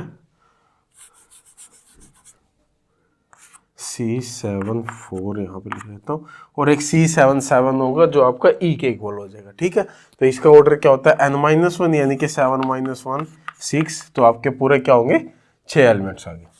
ठीक है, अब इसमें आपको पता है भाई सी बी ए का इनवर्स क्या होता है? CB-A, यही होता है ना इनवर्स, यानी C7-1 का इनवर्स C7-6 हो गया, C7-2 का C7-5 हो गया, C7-3 का C7-4 हो गया। अब इन दोनों की एक क्लास होगी, इन दोनों की एक क्लास होगी, इन दोनों की एक क्लास होगी। ठीक है, सेम आपका Sn में चलेगा। समझ गए बात? ठीक है, कई बार आपका क्वेश्चन ही आ जाता है, कोई भी आपको पॉइंट ग्रुप दे देंगे, उस पॉइंट ग्रुप में आपसे पूछ लेंगे कि इसमें बताओ कितनी नंबर ऑफ क्लासेस है। ठीक है, आपको क्लास ऐसे आइडेंटिफाई करनी है। ठीक है, उसके बाद करते हैं बात NC2 और N सिग्मा V की, इन दोनों की। अब NC2 और N सिग्मा V किस किस पॉइंट ग्रुप में आते हैं? एक तो DN में आते हैं, ठीक है, C से शुरू करते हैं। एक तो CNV में आते हैं, ठीक है, CNV में दोनों नहीं आते, CNV में केवल NC2 आता है। ठीक है, CNV में केवल NC2 आता है, सॉरी क्या बोल रहा हूँ, CNV में आपका केवल N सिग्मा V आता है। ठीक है, NC2 अगर जहां आ गया वो तो D में चला गया ना, तो CNV में केवल NC2 आता है, लेकिन मैं दोनों बता रहा हूँ। ठीक है, NC2 और N सिग्मा V दोनों किस किस में आते हैं? DN में आते हैं, ठीक है, DNH में आते हैं, ठीक है, और DND में आते हैं। ठीक है, अब DND का तो सिंपल सा फंडा है कि इसमें जितने भी NC2 होंगे उनकी एक सेपरेट क्लास होगी और जितने भी N सिग्मा भी होंगे उनकी एक अलग सेपरेट क्लास होगी। ठीक है, अब बात करते हैं इन तीनों की। इन तीनों में भी दो केस बनते हैं आपके। एक तो आपका N ओड हो, N अगर ओड होगा तब तो आपका यही केस चला जाएगा, NC2 की एक क्लास और N सिग्मा V की एक क्लास। ठीक है, अगर N हुआ आपका इवन, N इवन हुआ तो जितने भी ये होंगे NC2 और N सिग्मा V, ये आपके दो दो उसमें बंट जाएंगे, N/2 C2 और N/2 C2। ठीक है, इन आधों की एक क्लास हो जाएगी, इन आधों की एक क्लास। ऐसे ही N/2 सिग्मा V की एक क्लास होगी और N/2 सिग्मा V की एक क्लास होगी। ठीक है, इसमें एक सिग्मा V बोल देते हैं, एक को सिग्मा D बोल देते हैं। ठीक है, तो ये आपका क्या हो गया, सारा क्लास का फंड हो गया। क्लास को अलग अलग हम कैसे करते हैं। ठीक है, और हम अगर हमें नंबर ऑफ क्लास पता करनी है किसमें कितनी होंगी तो हम उनको ऐसे पता करते हैं। ठीक है, समझ गए बात। चलो अब सबसे सिंपल ही देख लेते हैं। मान लो अपने पास C2V पॉइंट ग्रुप है। C2V पॉइंट ग्रुप में क्या क्या आएगा, E आएगा, C2 आएगा और सिग्मा X C2 अगर मैंने Z लिया है तो सिग्मा XZ आएगा और सिग्मा YZ आएगा। ठीक है, अब क्या होगा, अब यहाँ पे ये क्या है 2 इवन है, E की तो अपनी एक सेपरेट क्लास होगी और C2 Z की एक क्लास होगी। क्यों, इसमें कितना है, C2 क्या है, C2 में C2 1 ही आता है ना, एक ही है, एक ही ऑर्डर है इसका, तो उसकी एक सेपरेट क्लास होगी, तो एक क्लास ये होगी, एक क्लास ये होगी। ठीक है, अब सिग्मा, अब दोनों क्या है, दोनों सिग्मा भी है आपके, दोनों सिग्मा भी है। अब यहाँ पे क्या है, CNV हो गया ये और N हो गया आपका इवन, यानी कि दोनों आपके हाफ हाफ में बट जाएंगे, यानी कि एक इसकी एक क्लास होगी और इसकी एक क्लास होगी। ठीक है, तो टोटल इसकी क्लास कितनी हुई, टोटल इसकी क्लास होगी 4। ठीक है, और इसका ऑर्डर क्या होता है, ऑर्डर भी इसका होगा 4। ठीक है, 1 2 3 4। तो जहां पे आपकी क्लास और ऑर्डर इक्वल हो जाता है उसको हम क्या बोलते हैं, उसको हम बोलते हैं एबिलियन ग्रुप। ठीक है, उनको बोला जाता है एबिलियन ग्रुप। ठीक है, और एबिलियन ग्रुप आपके कौन कौन से है, कई बार आपका ये भी क्वेश्चन आ जाता है कि इनमें से एबिलियन ग्रुप बताओ कौन सा है। ठीक है, एबिलियन ग्रुप आपके कितने होंगे, जितने भी C वाले होंगे सारे लिख दो, CS CI, ठीक है, और CN और CNH और C, हाँ इसमें केवल एक आएगा C2V जो मैंने आपको बता दिया। ठीक है, CNV नहीं आएगा, C2V आएगा और इसके साथ आएगा D2H। ठीक है, तो जो ये आपके ग्रुप होते हैं इनको आपका बोला जाता है एबिलियन ग्रुप। इसमें जो आपका जितनी आपकी नंबर ऑफ क्लास होती है वो आपके ऑर्डर के इक्वल होती है। ठीक है, समझ गया। चलो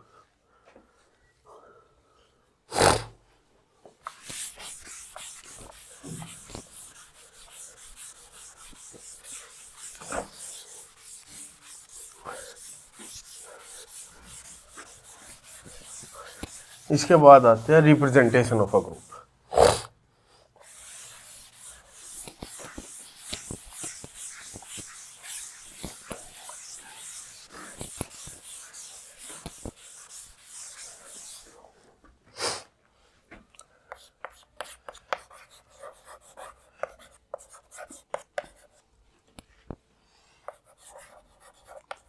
किसी ग्रुप की रिप्रेजेंटेशन कैसे करते हैं। ठीक है, अब मान लो हमारे पास C2V पॉइंट ग्रुप है। ठीक है, C2V पॉइंट ग्रुप में आपके कौन कौन से होते हैं, स्मिथ-ट्रिमेर CE C2Z सिग्मा XZ और सिग्मा YZ। ठीक है, अब अगर मेरे को इसको रिप्रेजेंट करना है तो मैं कैसे कर सकता हूँ, जितना भी इनका करैक्टर होता है, E का करैक्टर क्या होता है 3, C2 का करैक्टर -1, सिग्मा का करैक्टर 1 और 1। ठीक है, तो ये क्या होगी, ये होगी इसकी रिप्रेजेंटेशन। ठीक है, अब ये रिप्रेजेंटेशन भी आपकी दो टाइप की हो सकती है, रिड्यूसिबल और इरेड्यूसिबल।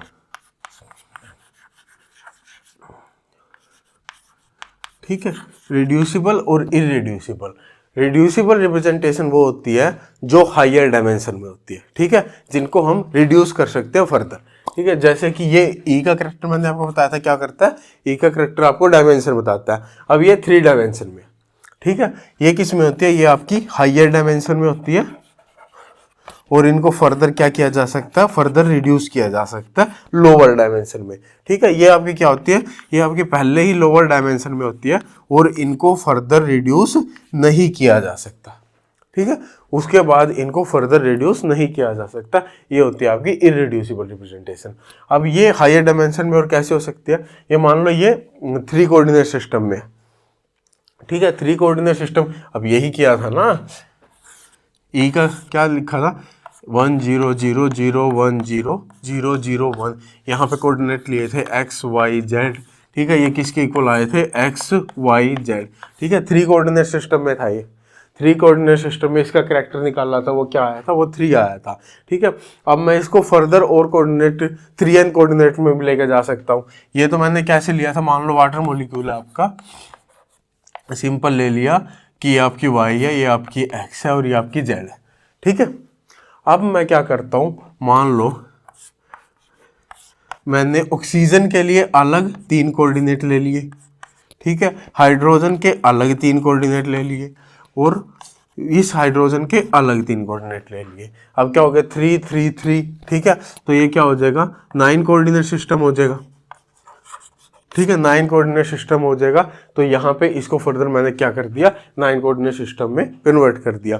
तो यहाँ पे मेरे को अगर इसकी, ये मान लो ये 3 कोऑर्डिनेट सिस्टम है, ठीक है, अगर मेरे को 9 कोऑर्डिनेट सिस्टम में इसकी रिप्रेजेंटेशन निकालनी है तो मैं कैसे निकाल सकता हूँ, कुछ नहीं करना, सिंपल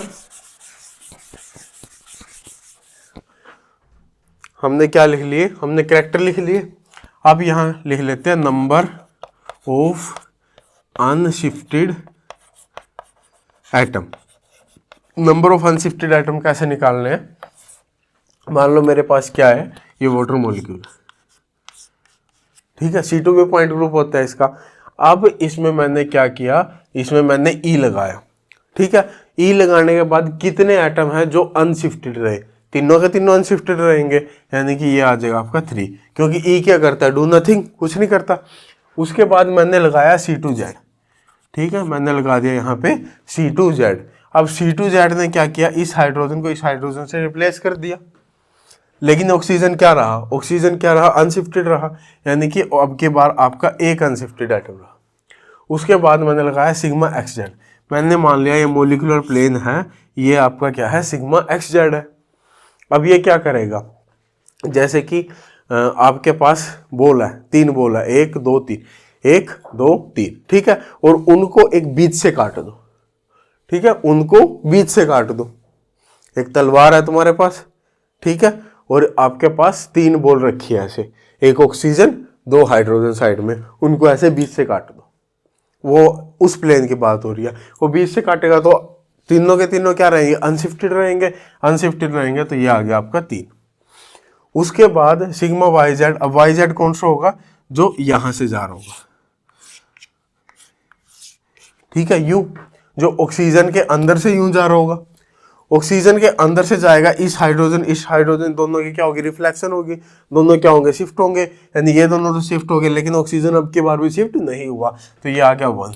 इनको मल्टीप्लाई कर दो, मल्टीप्लाई कर देंगे, सिग्मा 3n आपका 3 3 से 9 -1 3 1, ये आपके क्या आ गई, ये आपका 9 कोऑर्डिनेट सिस्टम में आपकी रिड्यूसिबल रिप्रेजेंटेशन आ गई, ठीक है। 9 कोऑर्डिनेट सिस्टम में ये आ गई आपकी रिड्यूसिबल रिप्रेजेंटेशन, ठीक है।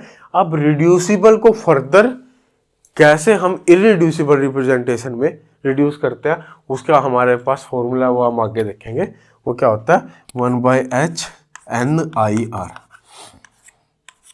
समीशन NIR, ठीक है। ये आगे कराऊंगा मैं, आगे देखेंगे, एक बार पहले करैक्टर टेबल कर लो,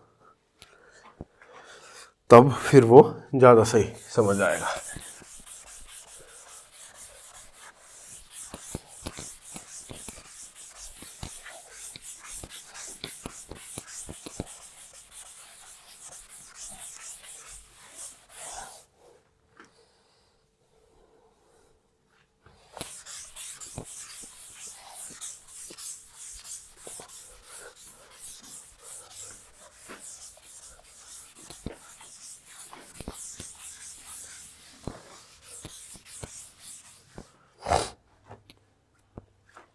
ठीक है। इसके बाद आती है आपकी करैक्टर टेबल।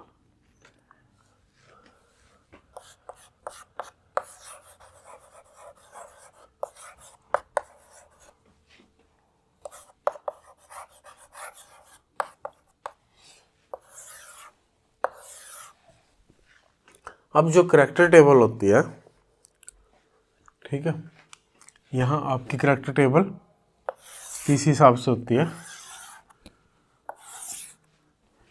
यहाँ पे आपकी आती है कोई भी पॉइंट ग्रुप, ठीक है, यहाँ आता है आपका कोई भी पॉइंट ग्रुप, यहाँ आपके आते हैं सिमेट्री एलिमेंट्स,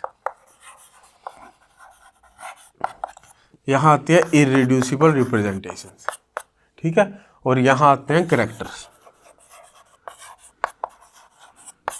ठीक है। तो ये देता है आपकी ट्रांसफॉर्मेशन प्रॉपर्टीज किसकी में, एक्स वाई जेड और r x r y r z की फॉर्म में, ठीक है। रोटेशन और ट्रांसलेशन मोशन में आपकी जो ट्रांसफॉर्मेशन प्रॉपर्टीज होता है ये आपको वो प्रोवाइड करता है, और ये आपकी ट्रांसफॉर्मेशन प्रॉपर्टीज किसकी फॉर्म में प्रोडक्ट करता है, बाइनरी प्रोडक्ट की फॉर्म में, जैसे कि एक्स वाई हो गया, एक्स स्क्वायर हो गया, वाई जेड हो गया, ठीक है, एक्स वाई जेड हो गया, ठीक है। तो ये इस फॉर्म में आपकी ट्रांसफॉर्मेशन प्रॉपर्टीज देता है, ठीक है। तो ये आपका ओवरऑल एक पॉइंट ग्रुप में होता है। अब इस करैक्टर टेबल, सॉरी, ये आपका ओवरऑल किसमें, आपके करैक्टर टेबल में होता है। अब ये करैक्टर टेबल हम बनाएंगे कैसे, थोड़ा सा वो देख लेते हैं। वो आपका किस में आता है, वो आपका आता है ग्रेट ऑर्थोगोनैलिटी थ्योरम से, ठीक है। ग्रेट ऑर्थोगोनैलिटी थ्योरम के आपके 4 पोस्टुलेट्स हैं, उन 4 पोस्टुलेट्स को फॉलो करके हम एक पूरी करैक्टर टेबल बनाते हैं, ठीक है।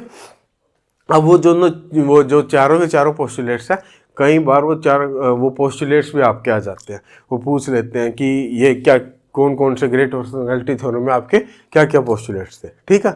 तो वो हम C2V की करैक्टर टेबल से समझते हैं। अब C2V की करैक्टर टेबल होगी, उसके अंदर कौन कौन से एलिमेंट होंगे, एक होगा E, एक होगा C2Z, एक होगा सिग्मा XZ, एक होगा सिग्मा YZ। अब मैं बार बार C2V ही क्यों ले रहा हूँ, क्योंकि एक तो आपका C2V point group water molecule का है, और C2V पॉइंट ग्रुप आपका सबसे सिंपल है ना। इसमें आपका सिग्मा भी आ जाता है, C2 भी आ जाता है, और इसको समझना थोड़ा आसान है। अगर ये समझ रहे हो तो बाकी फर्दर आप आसानी से समझ सकते हो, ठीक है। अब जो सबसे पहला पोस्टुलेट है वो क्या होगा, सबसे पहला पोस्टुलेट बोलता है कि जो आपकी नंबर ऑफ इरेड्यूसिबल रिप्रेजेंटेशन होगी वो आपकी किसकी, वो आपकी क्लास के इक्वल होगी, ठीक है। नंबर ऑफ इरेड्यूसिबल रिप्रेजेंटेशन आपके क्लास के इक्वल होगी, और अगर अबिलियन ग्रुप है जो कि C2V है, उसमें आपकी क्लास किसके इक्वल होती है, क्लास ऑर्डर के इक्वल होती है, किसमें, अबिलियन ग्रुप में, अबिलियन ग्रुप में क्लास ऑर्डर के इक्वल होती है। तो यहाँ पे आपका या तो ये देख लो, ऑर्डर 1 2 3 4, ठीक है, और क्लास भी 4 है, तो यानी कि इरेड्यूसिबल रिप्रेजेंटेशन भी कितनी होगी, 4 होंगी। तो ये आ गया IR1, IR2, IR3 और IR4, ठीक है। ये आपके 4 रिप्रेजेंटेशन आ गए, समझ गए। दूसरा पोस्टुलेट है वो क्या बोलता है, sum of square of dimension is equal to order, यानी कि sum of square of dimension, ठीक है। ये आपका किसके इक्वल होगा, ये आपका ऑर्डर के इक्वल होगा, ऑर्डर जिसे मैं H भी बोल देता हूँ, ठीक है, वो आपका ऑर्डर के इक्वल होगा। यानी कि जो यहाँ पे E के जो करैक्टर होते हैं वो क्या होते हैं, E के करैक्टर आपकी डायमेंशन होती है, यानी कि इन डायमेंशन के स्क्वायर का सम, यानी कि यहाँ यहाँ यहाँ और यहाँ जो भी आएगा उन चारों के स्क्वायर का सम क्या होगा, ऑर्डर के इक्वल होगा। और डायमेंशन आपके कभी नेगेटिव में जा नहीं सकती, तो आपके 4 पॉइंट है, चारों के स्क्वायर का सम किसके इक्वल आता है, ऑर्डर, यानी वो भी क्या है 4, ठीक है। और वो नेगेटिव में नहीं हो सकती, फ्रैक्शन नहीं हो सकती, तो जाहिर सी बात है आपके क्या होंगी, सारी की सारी 1 होंगी, सारी की सारी क्या होगी, 1 होगी, क्योंकि 1 के स्क्वायर का सम ही आपका क्या आएगा, 4 के इक्वल आएगा, ठीक है। उसके बाद तीसरा पोस्टुलेट क्या होता है, sum of square of characters of any irreducible representation is equal to order. ठीक है, यानी कि मान लो ये जो करैक्टर होंगे ये यहाँ पे यहाँ पे यहाँ पे यहाँ पे यहाँ पे यहाँ पे कोई भी इररिड्यूसिबल रिप्रेजेंटेशन ले लो, मैंने पहले ही ले लिया वाले। ठीक है, इसके जो यहाँ पे जो करैक्टर आएंगे ना, ये आ गए तो एक ये आएगा, एक ये आएगा, एक ये आएगा, इन सब के जो स्क्वायर का जो सम होगा वो क्या होगा, वो ऑर्डर के इक्वल होगा।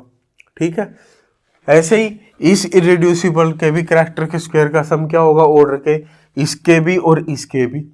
ठीक है, तो जो सबसे सिंपलेस्ट होगा, सिंपलेस्ट मैंने मान लिया, अलग अलग पॉसिबिलिटी हो सकती है ना 1 और -1 की, है ना, तो सबसे सिंपलेस्ट मैंने मान लिया 1।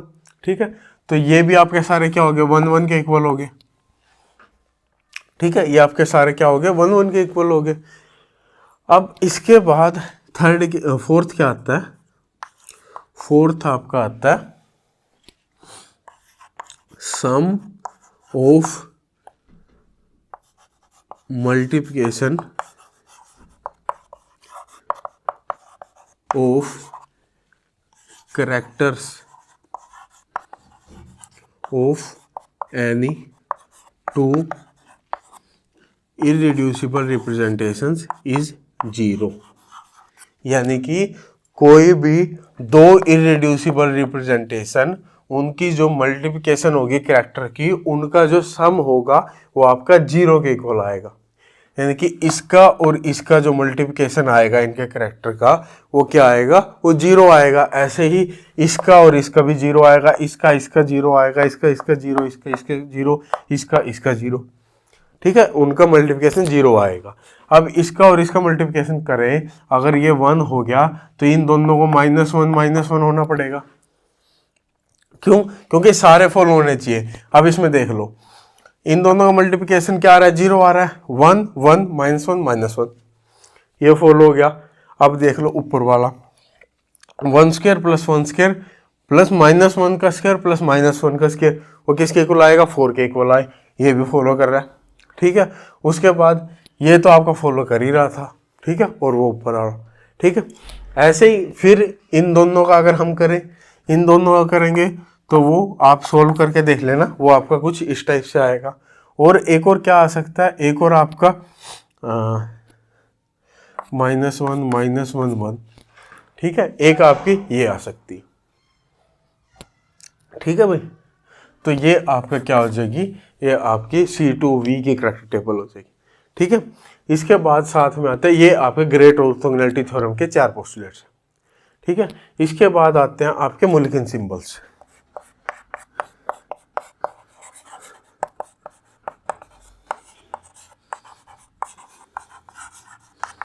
और मुल्किन सिंबल्स क्या बोलते हैं, वो बोलते हैं कि सबसे पहले अगर आपकी जो डायमेंशन है,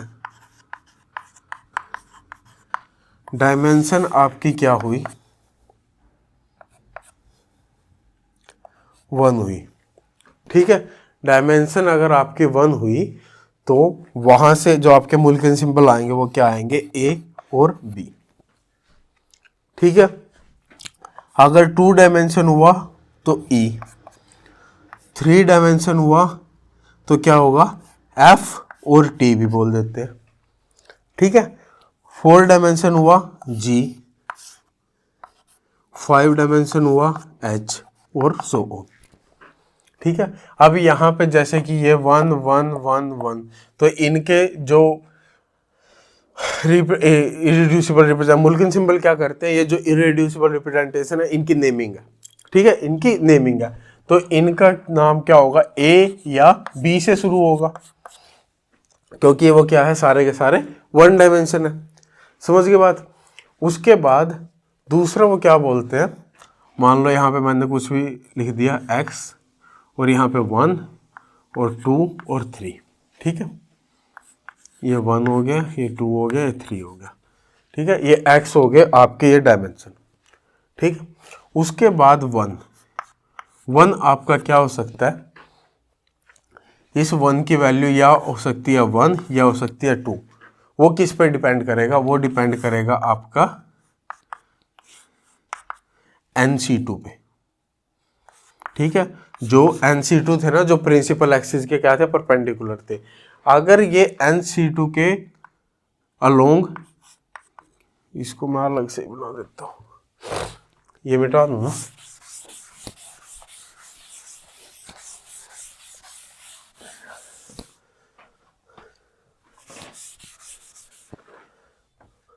तो जो आपका ये 1 होगा, इसकी वैल्यू क्या हो सकती है, या तो हो सकती है 1 या हो सकती है 2।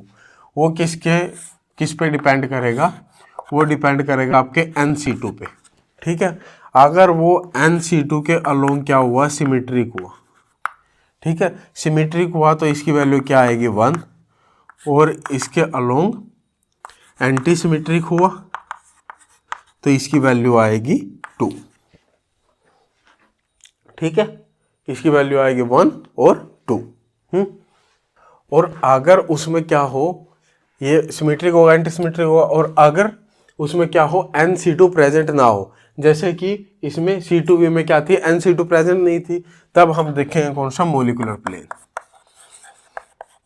मोलिकुलर प्लेन, अगर मोलिकुलर प्लेन के अलोंग वो क्या हुआ, सिमेट्रिक हुआ तो आ जाएगा 1, और एंटी सिमेट्रिक हुआ तब आ जाएगा 2, ठीक है।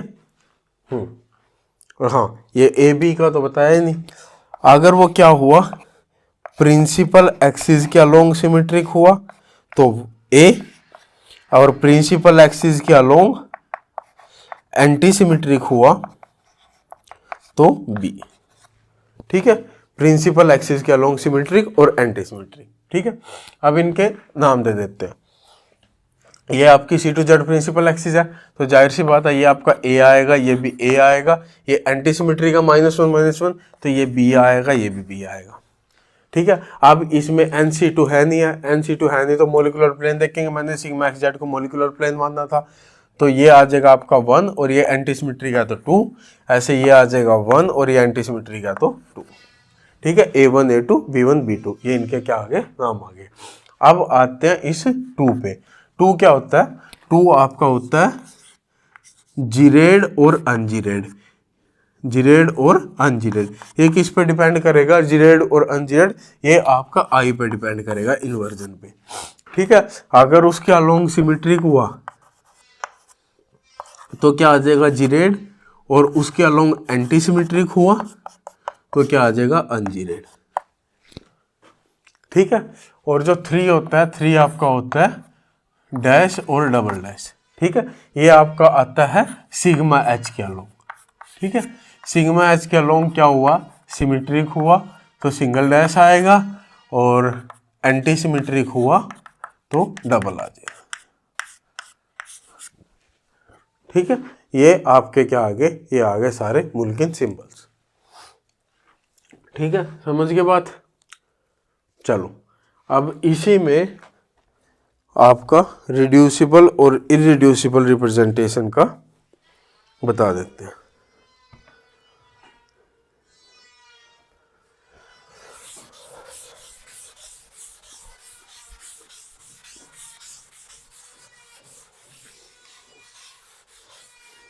ये मुल्किन सिंबल की स्पेलिंग सही कर लेना भाई, ई आएगा यहाँ पे, ठीक है। मेरा स्पेलिंग हो क्या ऐसा ही है,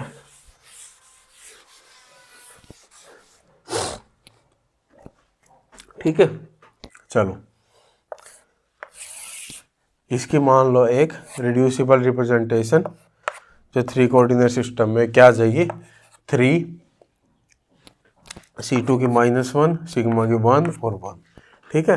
3n कोऑर्डिनेट सिस्टम में भी हमने देखा था, 3n कोऑर्डिनेट में क्या आई थी, वो H2O के लिए थी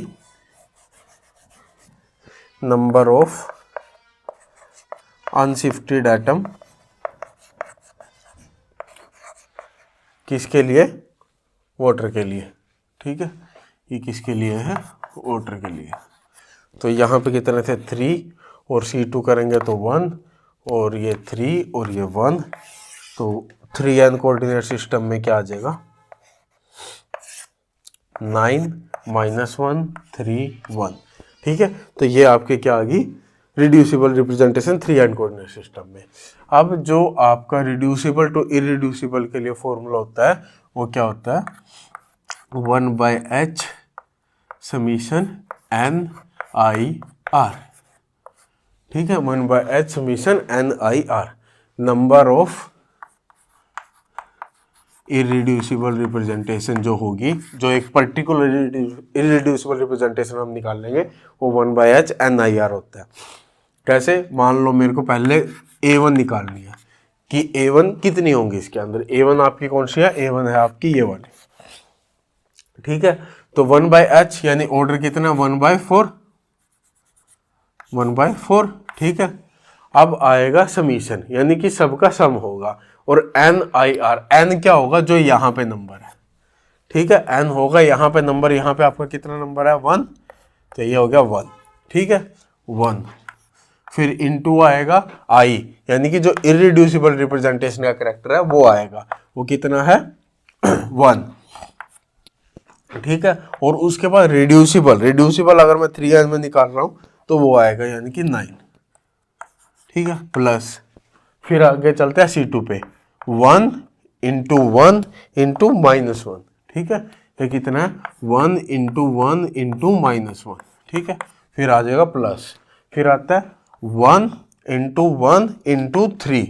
ठीक है, ये आ गया 1 इंटू 1 इंटू 3, और फिर लास्ट में आ जाएगा 1 इंटू 1 इंटू 1, तो ये आ जाएगा 1 1 और 1। ठीक है, तो ये आ जाएगा 9 और 3 12, 12/4 3, तो ये आ जाएगा 3। करके दिखाऊं क्या, 9 और 3 12/4, ये आ जाएगा 3। ठीक है, तो यानी कि 3A1। उसके बाद A2 सेम ऐसे ही निकाल सकते हैं, कितना आ जाएगा 1, अब की बार A2 चलेगा 1 इंटू 1 इंटू 9, तो ये आ गया 9। ठीक है, फिर आ जाएगा 1 इंटू 1 इंटू -1 यानी कि -1, फिर आ जाएगा 1 इंटू -1 इंटू 3, तो ये आ जाएगा -3, और ये आ जाएगा 1 इंटू -1 इंटू 1, तो ये आ जाएगा -1।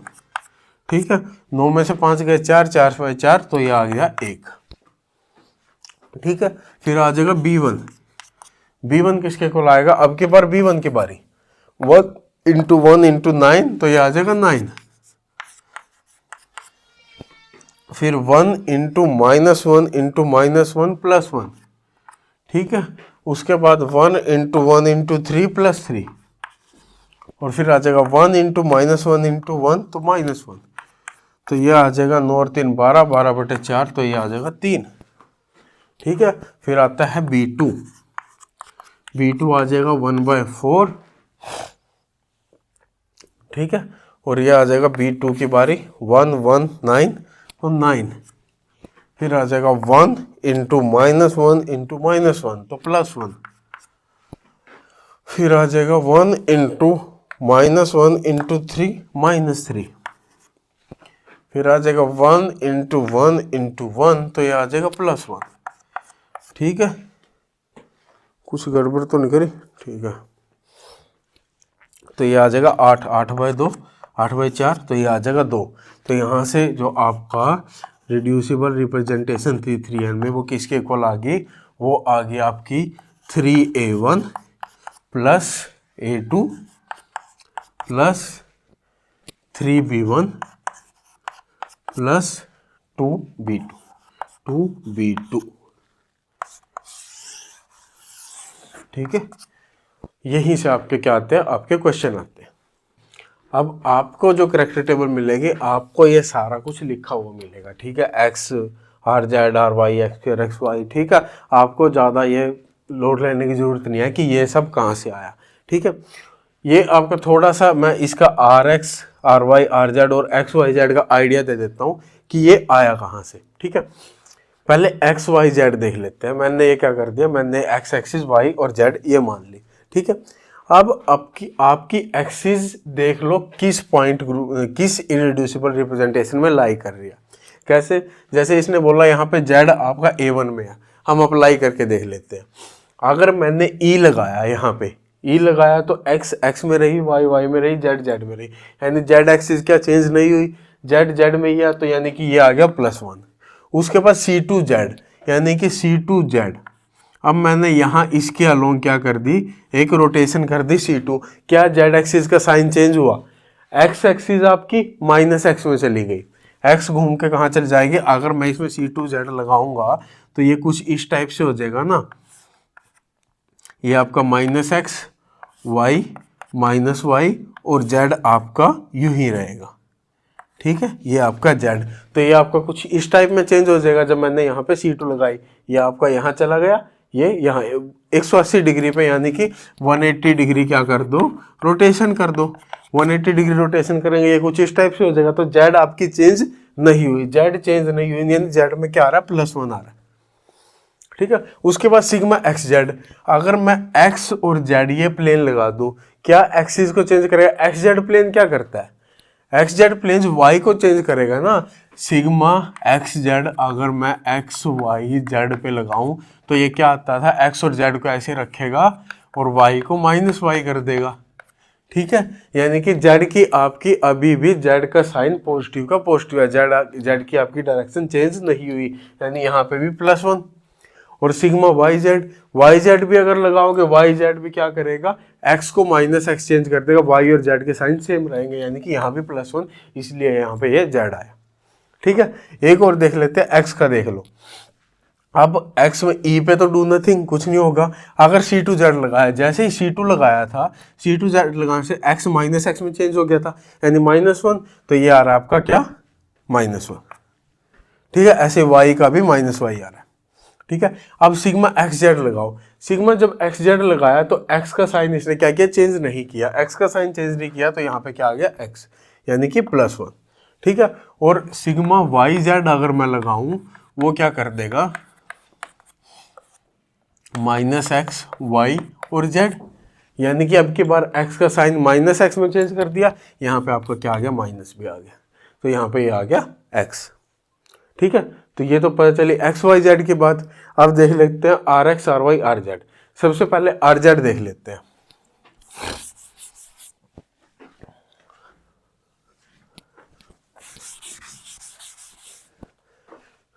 आर जेड क्या करो, यहाँ पे जेड के अलोंग क्या कर दो, एक रिंग कर दो, एक रोटेशन कर दो, ठीक है। मैंने ये रोटेशन कुछ इस टाइप से कर दी, ठीक है, ये रोटेशन हो रही है जेड के अलोंग। अब ई तो कुछ नहीं करेगा, C2Z, इसी के अलोंग क्या कर दो, रोटेशन कर दो, तो क्या इस रिंग पे कुछ, रिंग की रोटेशन पे कुछ फर्क आएगा, कुछ भी फर्क नहीं आएगा, ये ऐसे ही रोटेट हो रही है और इसी के अलोंग रोटेशन हो गई है, तो यहाँ पे ये +1, ठीक है। अब सिग्मा एक्स जेड क्या, मतलब एक्स जेड आपका ये प्लेन होगा ना, एक्स और जेड, ये वाला प्लेन, ठीक है, ये आपका ये वाला प्लेन। अब प्लेन क्या करता है, रिफ्लेक्शन, तो जो ये दो एरो हैं, इन दोनों एरो की रिफ्लेक्शन कर दो। ये आपका जेड कुछ इस टाइप से था, ठीक है। अब इसके अलोंग इसकी रिफ्लेक्शन क्या होगी, नीचे आ जाएगी, और नीचे वाले की रिफ्लेक्शन क्या आ जाएगी, ऊपर आ जाएगी। तो आपकी बार क्या होगी, रोटेशन आपकी चेंज होगी, ये कुछ इस टाइप से घूम रहा था, ये अब इस टाइप से घूम रहा है, ठीक है। यानी रोटेशन की डायरेक्शन चेंज हुई, तो क्या आ गया, -1। ऐसे ही वाई जेड लगाओगे, सेम वही, इसके अलोंग क्या कर दोगे, रिफ्लेक्शन कर दोगे, रोटेशन क्या हो जाएगी, उल्टी आ जाएगी, इसलिए ये भी -1, इसलिए यहाँ पे आया आर जेड, ठीक है।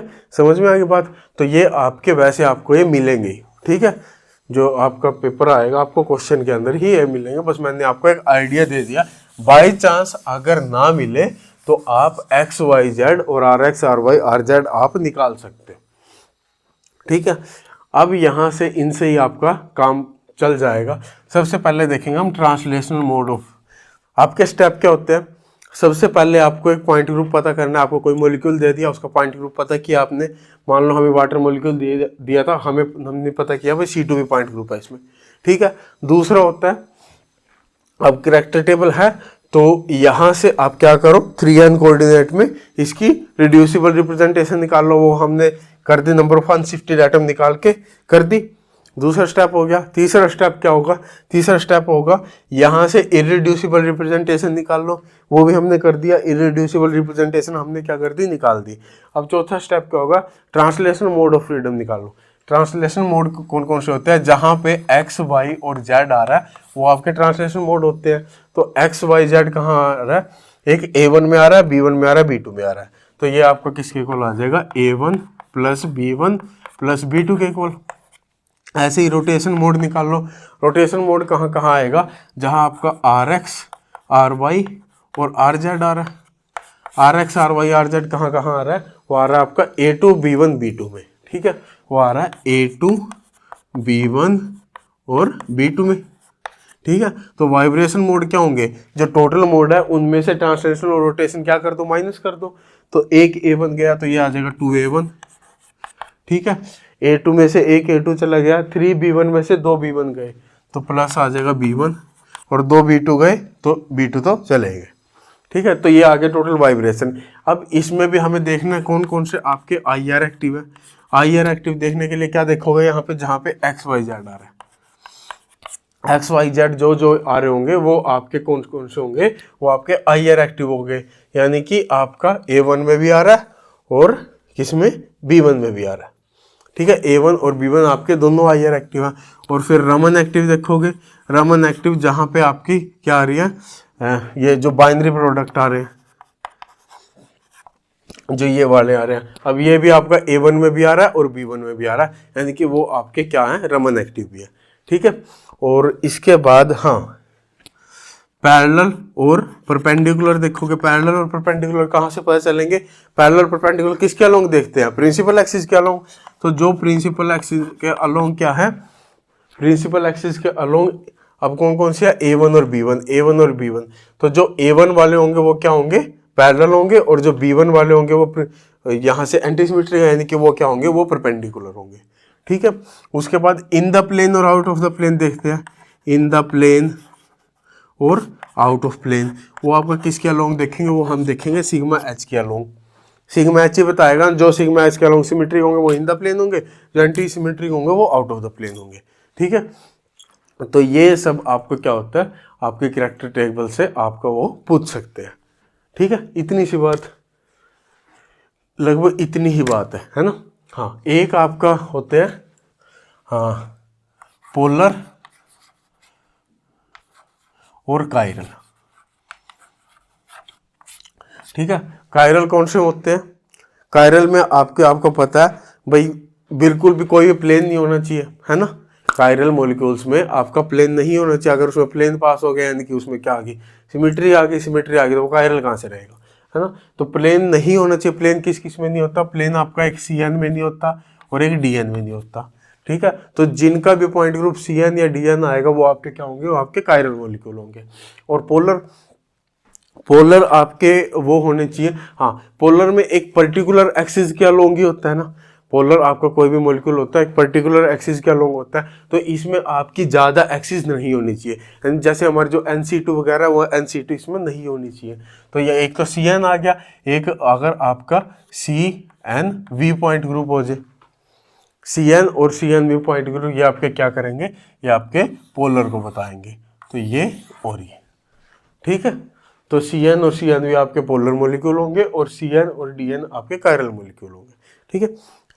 तो भाई ये आपके बात थे ग्रुप थ्योरी की। हाँ, इसके साथ साथ कुछ क्वेश्चन आ जाते हैं जो आपको कई बार ये सब पढ़ के भी समझ नहीं आते कि इसको कैसे करें। वो सारे क्वेश्चन मैंने आपके इसमें डाले हुए हैं। प्रीवियस क्वेश्चन आपकी वीडियो आएगी, जो भी ऐसा कुछ होगा वो सारा आपका वहाँ से कवर हो जाएगा। तो अगर आपको ऐसा कुछ, वैसे तो लगभग सारा ही करा दिया मैंने इसमें, लेकिन अगर फिर भी आपको ऐसा कुछ लग रहा है कि इसमें अभी भी कुछ बचा है तो वो सब आपका क्वेश्चन वाली वीडियो में सारा कवर हो जाएगा। टेंशन मत लेना, सारी की सारी ग्रुप थ्योरी आपकी यहीं से तैयार होगी, ठीक है। सब कुछ होगा, ठीक है। चलो ओके, बाय।